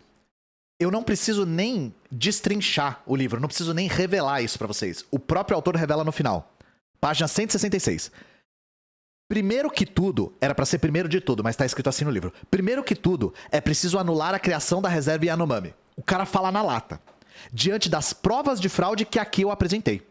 Em seguida, regulamentar a exploração do ouro, do diamante e de outros minérios por pessoas físicas e empresas, de modo a estimular a atividade sem prejuízo do recolhimento dos tributos devidos. Finalmente, controlar o trânsito e a permanência nas áreas concedidas para prevenir a criminalidade e a transposição desautorizada da fronteira. Página 166. Anular a criação da reserva, regulamentar a exploração de ouro, diamante e outros minérios. Ponto. Você nem fala nada. Então tá claro, gente. Essa coisa de que existe uma conspiração externa marxista da melancia para fazer com que os indígenas adquiram uma identidade para depois eles declararem independência e aí isso ser tomado pelas potências estrangeiras. Nada a ver. Eles querem anular a terra indígena para poder explorar o território. Ponto. Ponto. Tá? E novamente, eu nem precisei explicar. O cara explica no final do livro.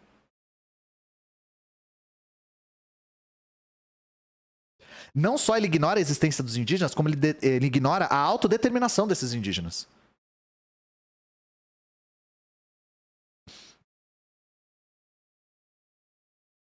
Pretende fazer um pororoca sobre o Baverk? Eu já fiz um. Tem no canal de cortes, tem eu e o Humberto falando do Baverk já.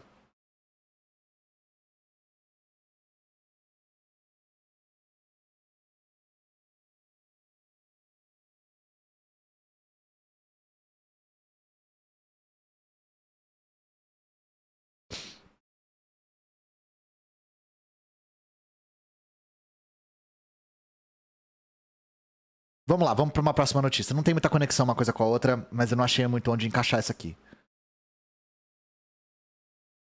Deixa eu trocar a tela. Filha da Amazônia, secretária nacional de direitos LGBTQIA+, quer transcidadania federal e políticas públicas em locais onde a proteção não chega. No Dia da Visibilidade Trans, Simila Ha conta ao G1 as prioridades, os planos e os desafios à frente da pasta inédita no país. Revela que não conhece outra travesti que tenha deixado o Pará com um emprego na área pública e se mostra preocupada com a migração para a exploração sexual. Por Taimã Carneiro, Valéria Martins e Gil Soter no G1. Pará. Primeiro, o que é o transcidadania, gente? Porque talvez vocês não saibam.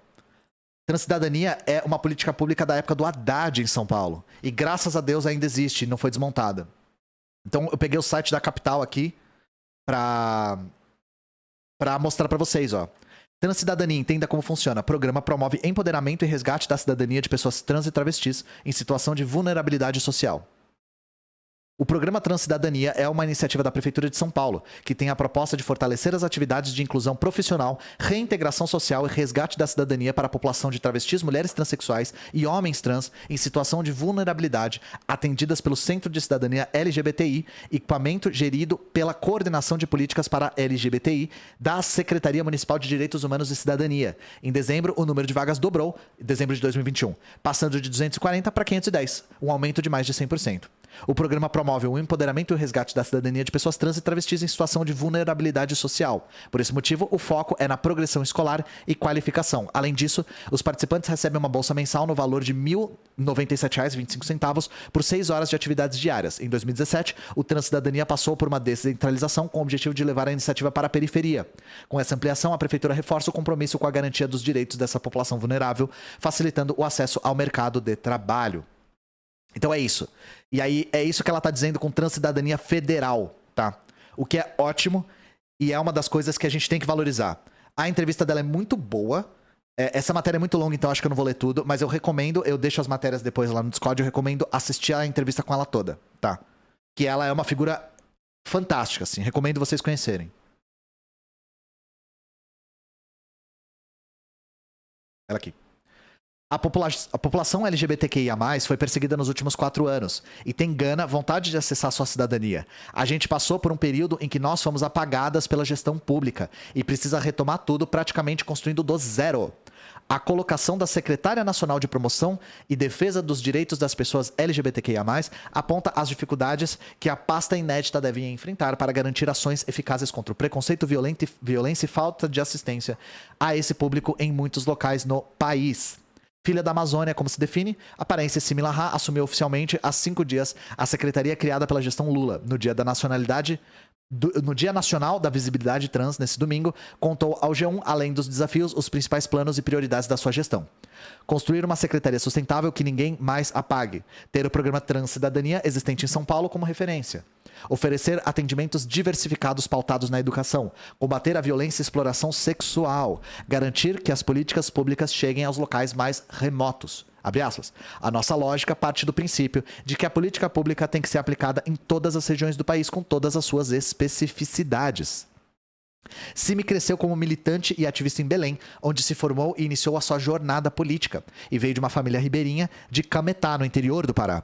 Ela conhece a realidade das pessoas que muitas vezes enfrentam desamparo público, especialmente em cidades com difícil acesso. Essa é uma realidade do Pará e outros estados do norte, em que há comunidades distantes, dezenas de quilômetros de centros urbanos e acessíveis apenas de barco. Abre aspas. Faz total diferença dizer que sou nortista, que sou filha da Amazônia, como gosto de falar. Faz diferença exatamente para compreender a dimensão da necessidade de construir políticas públicas nessa região do país.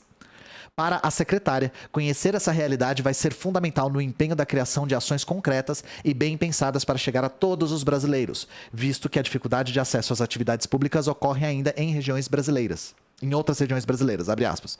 Acredito que o fato de eu ter vindo do norte do país é o que me faz entender a necessidade que as políticas públicas têm que começar exatamente por esses lugares que não chega a tecnologia de proteção às pessoas. Abre aspas. A gente não pode construir uma política pública que seja aplicada só no eixo sul-sudeste, onde as tecnologias já estão ali com maior facilidade. É mais fácil de fazer, pois já tem rede constituída. Nossa ousadia está em exatamente construir a política pública nos locais onde essas tecnologias de rede de proteção não estão completamente alicerçadas. Se a gente consegue implementar nesse lugar, a gente consegue experimentar nos outros. Aí o Transcidadania eu já falei, né? Na gestão Fernando Haddad. Isso aqui a gente já falou um pouquinho.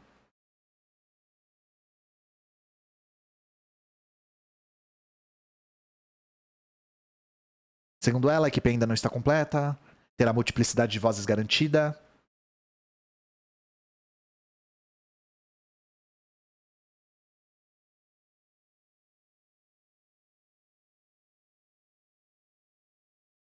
É isso, foi o que eu falei. É um texto super longo, mas vale muito a pena, tá? Eu li ontem. E eu queria só falar sobre isso, que é super importante. E é isso. Conheçam a Simila Ha, assistam a entrevista com ela, leiam sobre ela, é muito interessante. E isso aqui é mais do que necessário. O Transcidadania em São Paulo é uma política pública fundamental. Ainda bem que foi expandida, ainda bem que foi preservada, e ela usar isso como referência no Brasil todo é muito legal.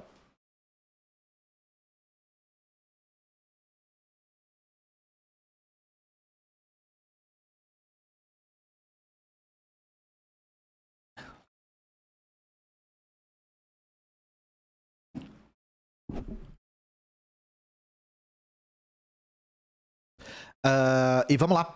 Vamos falar de uma outra notícia interessantíssima do novo governo, né? Justiça manda governo recontratar cubanos para os mais médicos. Então vamos ler e a gente já comenta.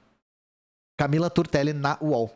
A Justiça determinou que o governo federal recontrate médicos cubanos que participavam do programa Mais Médicos e que tiveram o programa interrompido em 2018 após Cuba encerrar o contrato com o Brasil, na esteira da eleição de Jair Bolsonaro para a presidência da República. Eu vou espirrar. A decisão do Tribunal Regional Federal da Primeira Região, assinada pelo desembargador Carlos Augusto Pires Brandão, contempla a 20ª turma dos Mais Médicos e atendeu a um pedido da Associação Nacional dos Profissionais Médicos Formados em Instituições Estrangeiras e Intercambistas. O desembargador pede que a União apresente um prazo de 10 dias, um plano de execução para a contratação dos profissionais. O que significa a decisão? Acelera a intenção do governo Lula de retomar o programa Mais Médicos. Permite a recontratação de médicos cubanos da 20ª turma do Mais Médicos. No início do mês, a ministra da Saúde, Nízia Trindade, afirmou que é prioridade dos primeiros 100 dias do governo retomar o programa Mais Médicos. A gestão, no entanto, pretende oferecer incentivos para a participação maior dos profissionais brasileiros. Estamos trabalhando na visão de incentivo para que médicos brasileiros possam ter participação maior nesse programa. Vamos seguir a legislação já definida em relação à prioridade para médicos brasileiros, disse Nízia. Procurado sobre a decisão, o Ministério da Saúde informou que ainda não foi notificada a decisão. Assim que for notificada, a pasta vai dar celeridade à demanda. Yanomamis. Para justificar a decisão, o desembargador citou a crise de saúde dos povos Yanomami. O programa Mais Médicos para o Brasil permite implementar ações de saúde pública de combate à crise sanitária que se firmou na região do povo indígena Yanomami. A estado de emergência de saúde pública. Beleza. Vamos lá. Mais médicos, gente. Deixa eu trocar a câmera. Primeiro, quando a gente fala do Mais Médicos, imediatamente vem médico cubano na cabeça de todo mundo. Quando o Mais Médicos foi anunciado, esse era o discurso. A grande polêmica era: médicos cubanos estão vindo para o Brasil, eles vão montar uma guerrilha urbana aqui e vão fazer a Revolução Cubana aqui. Ou os médicos cubanos são escravizados e mostram como Cuba é uma ditadura totalitária, não sei o que lá. Vamos conversar seriamente sobre os Mais Médicos, tá? Vamos falar sobre os Mais Médicos no que o programa é, e não só nos grandes espantalhos, tá? Então, Mais Médicos. De que ano é o Mais Médicos? 2013, governo Dilma. Por que o Mais Médicos existe? Porque o governo identificou escassez de médicos por habitante e, principalmente, má distribuição. O Brasil não tem uma relação médico por habitante tão baixa. Não é alarmantemente baixa. Mas a distribuição e a fixação desses médicos é muito difícil no Brasil. A distribuição de médicos é muito desigual. Então, identificando através de dados esse problema, o programa Mais Médicos priorizava primeiro médicos brasileiros, depois médicos brasileiros formados no exterior e depois médicos estrangeiros. Os médicos estrangeiros eram a última etapa, gente. Então, esse discurso de que o governo do PT te tirou para colocar um cubano não é verdade. É simplesmente mentira isso. Porque quem foi priorizado no programa foram brasileiros. Os estrangeiros eram os últimos. E não só. Todos os médicos do Mais Médicos são cubanos? Não. Tinham médicos de 47 nacionalidades. 47. Os cubanos eram 80% da força, mas não eram 100%, como se tratava. E a região que mais recebeu médico foi o Nordeste, mas a região que teve mais impacto positivo foi a região Norte. Então, o que o governo identificou? Aproximadamente 20% de todos os municípios brasileiros tinham escassez de médicos. E o que significa escassez aqui? Existe uma coisa chamada Índice de Escassez de Médicos em Atenção Primária à Saúde. O que esse índice usa como parâmetro? Médico por habitante, carência socioeconômica, mortalidade infantil e barreira de acesso como distância ao serviço. Não é só médico por habitante, porque isso não dá o panorama inteiro. O que é a situação de escassez? Primeiro, razão superior a um médico para cada 3 mil. Que é uma razão alta. Mesmo abaixo de 3 mil, continua sendo uma razão alta. Mas acima de 3 mil é escassez. Mas tem mais. Cidade sem médico. Cidade sem médico é escassez imediatamente. E o Norte tinha muita cidade sem médico. Acima de um médico para cada 1.500 em município com mortalidade infantil acima de 100% da média estadual. Ou seja, tem esse parâmetro também. Cidades que tenham acima de 1 para 3 mil e cidades que tenham 1 para 1.500 que estão em situação de mortalidade infantil alta, tá? Porque aí é uma situação mais grave e precisa de mais médico. E cidades acima de um médico para cada 1.500 e em município com mais de 50% de domicílios na pobreza, segundo critérios do IBGE. Então os critérios são bastante amplos. É um estudo bastante complexo, tá? Com esses parâmetros, se identificou que 20% de todos os municípios do país tinham escassez de médicos. Então, novamente, o Brasil tem uma relação médico por habitante baixa, não tão baixa. Não é baixa, mas não é tão baixa.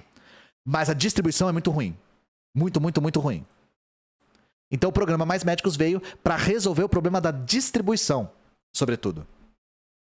Só que o Mais Médicos não é só um programa que pegou mais profissionais da saúde. Ele também era um programa que vinha junto com investimento em infraestrutura e vinha junto com a maioria, com o aumento, o acréscimo de ofertas em vagas. Então, nesse período do Mais Médicos, no período do governo da Dilma, recursos foram alocados para 3.496 novas UBS e outras 3.417 foram reformadas. E abriram-se 70 novos cursos de medicina. Então, não era só os Mais Médicos, era infraestrutura e formação. E uma das coisas que é relatada é, os hospitais que tinham o programa Mais Médicos eram melhores, porque eram hospitais mais novos. Eram hospitais que tinham sido reformados ou construídos para isso.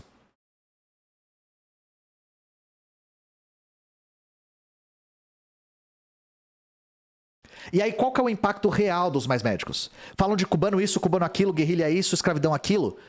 O que os Mais Médicos fizeram pro Brasil? O impacto foi positivo, bastante positivo, tá? Em 2013, quando o programa começa, 1.200 municípios mais ou menos tinham escassez. Em 2015, cai para 777. Cai 6%. Em 2 anos só. Que é uma queda significativa. E isso teve um incremento muito, muito grande em saúde indígena. Por isso que falarem dos Yanomami aqui não é só da boca para fora. A saúde indígena melhorou muito nesse período. Só que tem ainda um problema. 60% dos municípios que receberam mais médicos ainda tinham escassez. Ainda tinham razão abaixo de 3 mil, razão abaixo de 1.500 para mortalidade infantil, razão abaixo de 1.500 para a cidade que tinha muita pobreza. Então, melhorou, mas o problema ainda estava lá. Então, o programa tinha que ser expandido.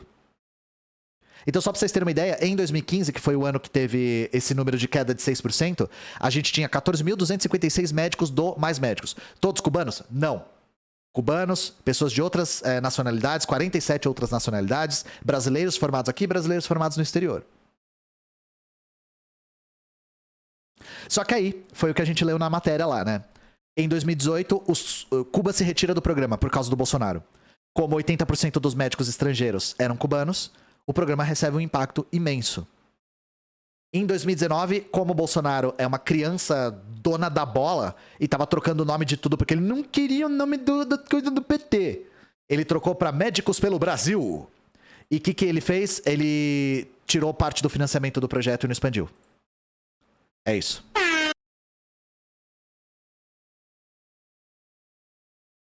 Mas, para quem ainda tem dúvidas a respeito desse programa, vamos ver os relatos dos cubanos que participaram do programa?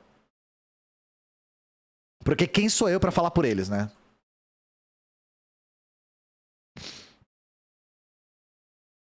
Projeto Menos Médicos, Projeto Menos Médicos é ótimo.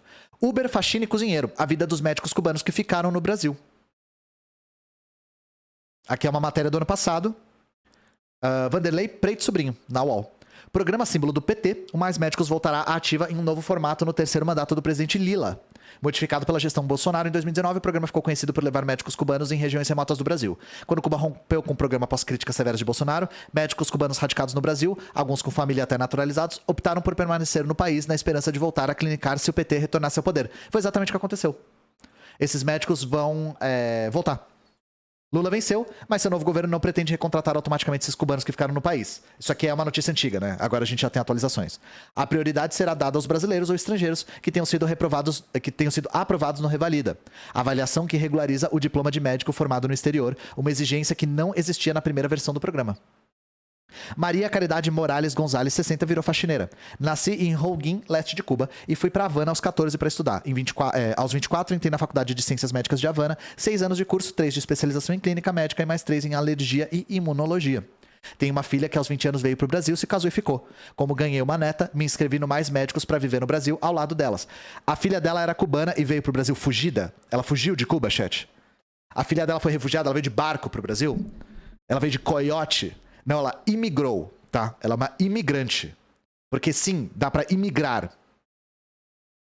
E ela ficou aqui no Brasil imigrada pra ficar com a filha e os netos, é isso? Eu não lembro se... ganhou minha neta, sim, e a neta. Cheguei em 2015 para trabalhar em Divinolândia, a 490 km de São Paulo. Adorava trabalhar na UBS, no centro e na roça. Uma ambulância me levava e trazia, ficava o dia todo até almoçava na casa dos pacientes. O governo me pagava R$ 2.500 e a prefeitura mais de 3 mil. Mais 3 mil. Nós cubanos não somos muito ambiciosos, eu vivia bem, me vestia bem e me virava. Aí que tá. Aproximadamente 60%, de 60% a 50% ficava com o governo cubano. E isso foi uma das coisas muito controversas. Só que a questão é a seguinte, gente. Isso é uma das formas que o governo cubano encontrou de conseguir moeda forte. Por causa do bloqueio, eles têm muita dificuldade de comercializar com o exterior. Então, principalmente com os Estados Unidos, que é a maior potência industrial do planeta e a mais perto, né? E aí o governo cubano exporta médicos como funcionários do governo e o governo do Brasil pagava o governo cubano em dólares. Então, é um método que eles usaram. E aí, pra pessoa sobreviver e aceitar o programa, a prefeitura oferecia mais 3 mil reais, né? Pra complementar a renda. Depois de romper com o Bolsonaro, Cuba quis me levar de volta, mas preferi continuar com a minha família. Tentei emprego em farmácia, mas não consegui. Fui pra São Caetano do Sul, perto da minha família. Trabalhei por um tempo como faxineira, mas tenho 60 anos e não aguentei as dores na coluna. Aí comecei como cuidadora, mas também precisava de força pra dar banho em um senhor de 79 anos e ainda limpar a casa e fazer almoço e janta. Agora estou desempregada. Tenho 36 anos de graduada e a esperança de voltar para minha profissão. Estou estudando sobre os problemas do brasileiro, que tem muita hipertensão, pancreatite e transtorno de personalidade. Ovidio Ledian Vigiane Sierra, 36, motorista de Uber. Eu me formei em 2011 na Faculdade de Ciências Médicas de Maia Beck, 6 anos de medicina. Depois 3 de especialização em clínica médica. Vim para o Brasil em 2014. Fui mandado para o posto de saúde em Campinas. Trabalhava até às 5 da tarde, cuidando da saúde integral da população. A gente também orientava os alunos do 4º e 6º ano de medicina da Unicamp. Na época eu ficava com uns 3 mil do salário. Aí viu, varia, tá vendo? Dela era 2.500, dele era 2.500 dela, né? E o dele era 3 mil. E a ajuda de custo da prefeitura. Todas as cidades tinham isso, tá? Depois do fechamento do programa, eu voltei pra Cuba. Arrumei minha documentação e em 2021 voltei com a minha mulher e a minha filha de 9 anos na esperança de voltar pro Mais Médicos. O cara, ele fugiu? Não, ele quis voltar. Ele só voltou. Ele voltou pra Cuba, arrumou os bagulho e voltou pro Brasil pra trabalhar no programa que ele gostava de trabalhar. Sabe? Não sei como é que eu consigo deixar isso mais claro.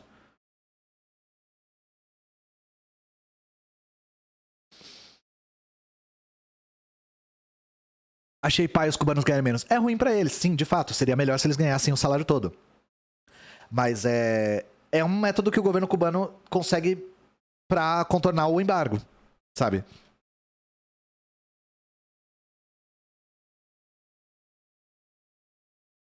Eu levei a documentação pro governo, mas me disseram que não contratavam mais cubanos. Aí fui procurar emprego. Primeiro fui cuidador de idoso, depois trabalhei em uma fábrica carregando gelo. Não fiquei porque era um trabalhador puxado. 8 horas de temperatura abaixo de zero pra ganhar 80 por dia. Não estudei tanto pra isso. Como tinha habilitação brasileira, comecei a fazer Uber há 6 meses. Então é incrível, né, gente? Agora, o cubano ele pode estar aqui no Brasil usufruindo de toda a liberdade do capitalismo, que é carregar gelo por 80 reais por dia. Eu tenho certeza que o cubano agora que fugiu de Cuba tá se sentindo muito livre aí no capitalismo.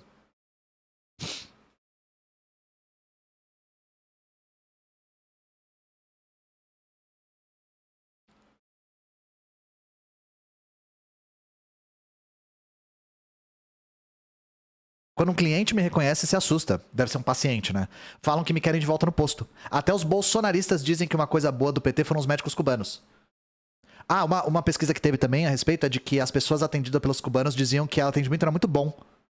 Falam que a barreira da língua era ruim, atrapalhava bastante, mas a galera era bem assídua. Ninguém era obrigado a se inscrever no programa e o município não era obrigado a se inscrever no programa. Teve um monte de município brasileiro que tinha escassez de médico e recusou o programa Mais Médicos.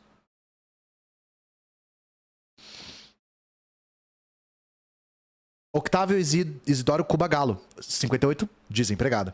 Eu me formei no Instituto de Medicina Ilha Clara, em 92. Tenho 3 especializações: atenção básica, geriatria e cuidados extensivos em UTI. Sou do primeiro grupo de cubanos que chegou no Brasil, em 2013. Fui enviado a um posto de saúde em Jaboatão de Guararapes, onde atendia 40 pacientes por dia, das 7 às 4. Eu recebia 2.900, Cuba ficava com 9.000. A proporção alta aqui, né? Tentei fazer poupança, mas esse dinheiro foi embora depois que fui despedido, quando Bolsonaro e Cuba romperam. Como me casei e sou naturalizado, fiquei no Brasil esperando voltar aos Mais Médicos. A minha vida só piorou. Me separei da esposa e não consegui mais trabalho. Vou à farmácia e escritório, mas falam que não contratam por causa do nível superior. Fui entrando em depressão porque não conseguia pagar aluguel. Um paciente aqui de Jaboatão me emprestou uma casa. Ela ficava numa favela colada num morro. Ele ia abandonar a casa, mas viu que não tinha pra onde ir e me emprestou. Recentemente caiu uma chuva e o barro desceu do morro e quebrou a porta de trás e foi parar na sala. Eu tenho medo, mas sem essa casa eu estaria morando na rua. Quem me ajuda são meus antigos pacientes. Um traz pacote de arroz, outro feijão, a carne, farinha. Hoje tem almoço, amanhã não sei. Isso é uma coisa que eu vi na pesquisa que eu li. Os pacientes gostam muito dos cubanos. Não sei se tem alguma coisa de relações humanas, assim, mas eles gostam bastante.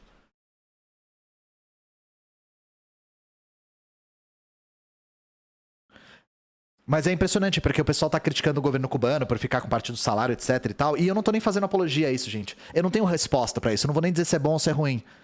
Eu realmente não tenho resposta. A questão é, o cara perdeu o emprego e agora, na liberdade do capitalismo, o cara tá morando numa favela com um barro entrando na sala dele pegando alimento de doação.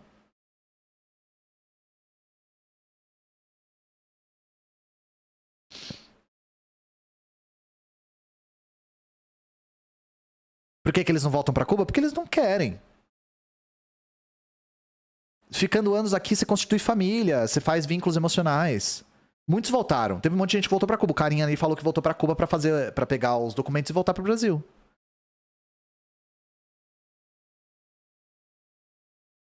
Meu sonho é voltar a trabalhar como médico. Tomara que ele consiga. Com salário, eu vou comprar uma casa, um apartamento. Você não sabe como eu estou. Às vezes eu choro sozinho. Eu fico com pena do cara, sabe? Tomara que com o programa do Lula ele consiga o emprego dele de volta. Com o projeto do Novo, ele pode clinicar sem diploma. Exato.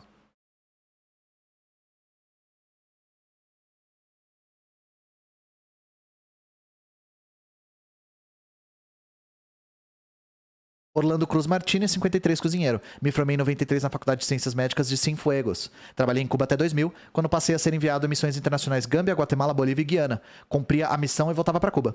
Em 2014, me convidaram para trabalhar no Brasil. Primeiro fui para Ipiranga do Piauí e depois para Gama. Esse cara viajou um monte de lugar. Uma cidade satélite de Brasília, onde fiquei até novembro de 2018. Fazia de tudo no postinho. Pré-natal, atendimento de urgência, a relação era ótima com os pacientes. Todo dia eu recebia algum agradecimento na ouvidoria. O salário era bom, mas é difícil de poupar, porque no Brasil o nível de vida é muito alto. Mas desde que acabou o contrato, a vida virou um inferno. Em 2018, trabalhei vendendo carro por 4 meses, até a loja fechar. Depois atuei como ajudante de pedreiro, ganhando 80 por dia. O cara virou ajudante de pedreiro, gente. O cara formado em medicina virou ajudante de pedreiro. Como jardineiro, tirava 150. E eu não tô menosprezando a profissão ajudante de pedreiro. Eu só tô falando...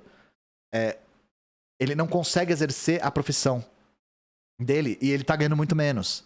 Ele já falou que era difícil viver aqui no Brasil mesmo. Era difícil poupar o salário por conta do custo de vida, né? Do padrão de vida aqui. E... despencou pra 80 por dia mesmo um carregador de gelo, sabe?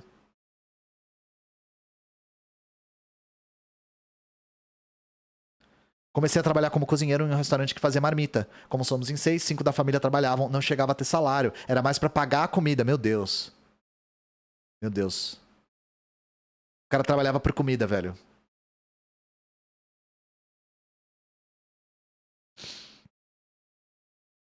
Escutei na televisão que o programa Mais Médicos vai voltar. Quando a gente for contratado, a primeira coisa que eu vou fazer vai ser pagar as minhas contas, restabelecer minha vida e viver mais tranquilo. Depois de 29 anos de formado, foi duro ouvir que a gente nem era médico, era espião. Não acreditarem na minha profissão foi a maior dor que eu já tive na vida. Então foi o que eu falei, gente. Sem juízo de valor, sem ficar falando de se certo, errado, bom, ruim. Vamos ouvir as pessoas.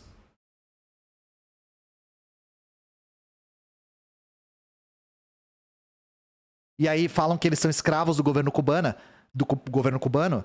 E quando literalmente o cara estava em trabalho escravo, trabalhando por comida, eu não vi o Bolsonaro reclamar.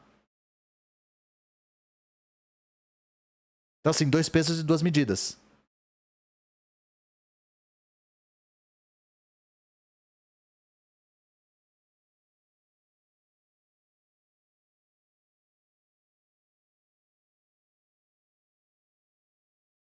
Meu cálculo tá errado, mas 80 por dia não dá R$ 2.400 maior que o meu salário. Eu não sei se você fez... você multiplicou por 30, foi isso? Eles não devem trabalhar todo dia, número 1. E número 2, eles recebiam um auxílio da prefeitura. É isso? 80 vezes 30 dá tipo isso? É. Então, eles não devem trabalhar todo dia, número 1. E número 2, eles recebiam... Ó, eu falei aqui mais cedo. Que essa moça aqui, ela fala mais especificamente, ó. O governo me pagava 2.500 e a prefeitura 3.000. Então ela ganhava 5.500 no total.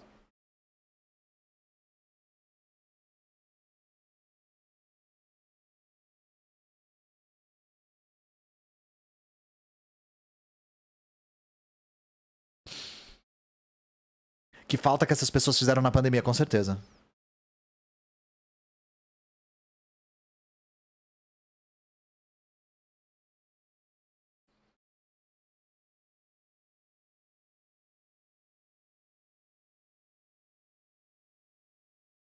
Mas é isso. É ruim pra eles? É ruim. Mas o... Cuba é um país pobre, né, gente? Cuba é um país pobre. É isso, sabe? Isso é só uma realidade. E eu me sinto muito mal por eles, pelos médicos. Principalmente quando eu tava lendo a pesquisa pra trazer pra vocês, ver a porcentagem de aprovação. De que a população adorava eles.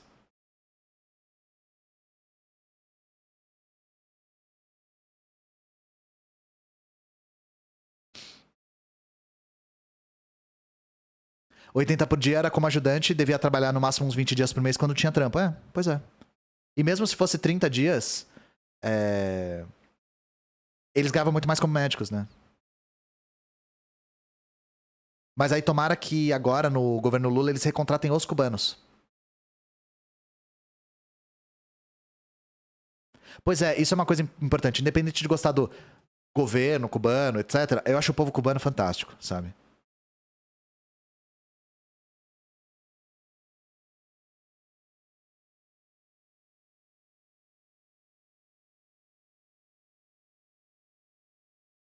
Deixa eu agradecer as doações aqui, rapidinho.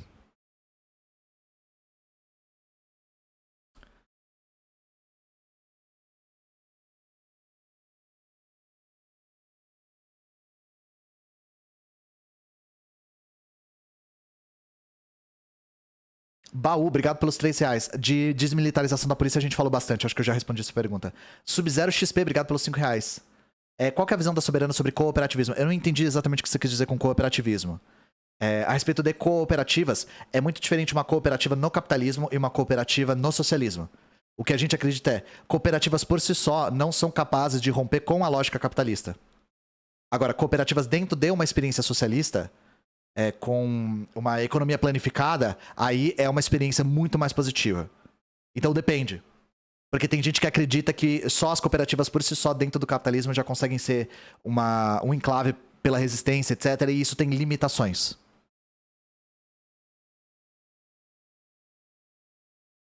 Scal, obrigado pelos R$10. O único erro do Ian foi não ter lançado lá os dois. Vem aí, hein? Vem aí. Thaís Camargo, boa tarde, Ian. Obrigado pelos R$15. Obrigado pelos R$15, Thaís Camargo.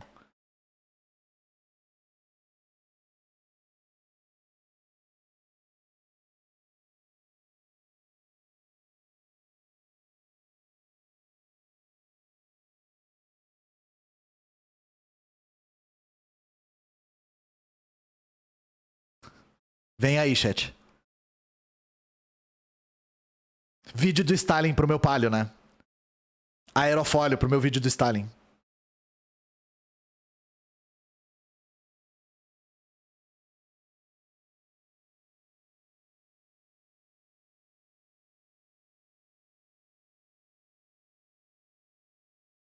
Mas é isso, chat.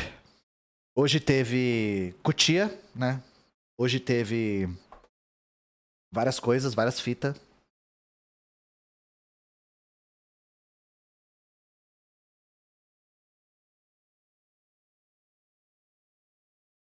Ah, a Luna vai entrar às 6 só. Tá, não vai dar pra dar raid pra ela.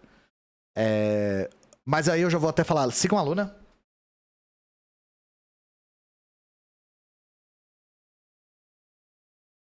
Sigam a camarada Luna. A menina mais tarefeira que eu já conheci na minha vida. E fica on até ela entrar. Eu tenho compromisso agora. Preciso sair.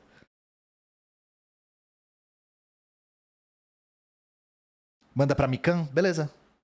Faz tempo que eu não vejo ela online. Ah, ela faz um Pomodoro bem curtinho, 25/5. Faz muito tempo que eu não vejo ela aqui. Mikan com 3 N's.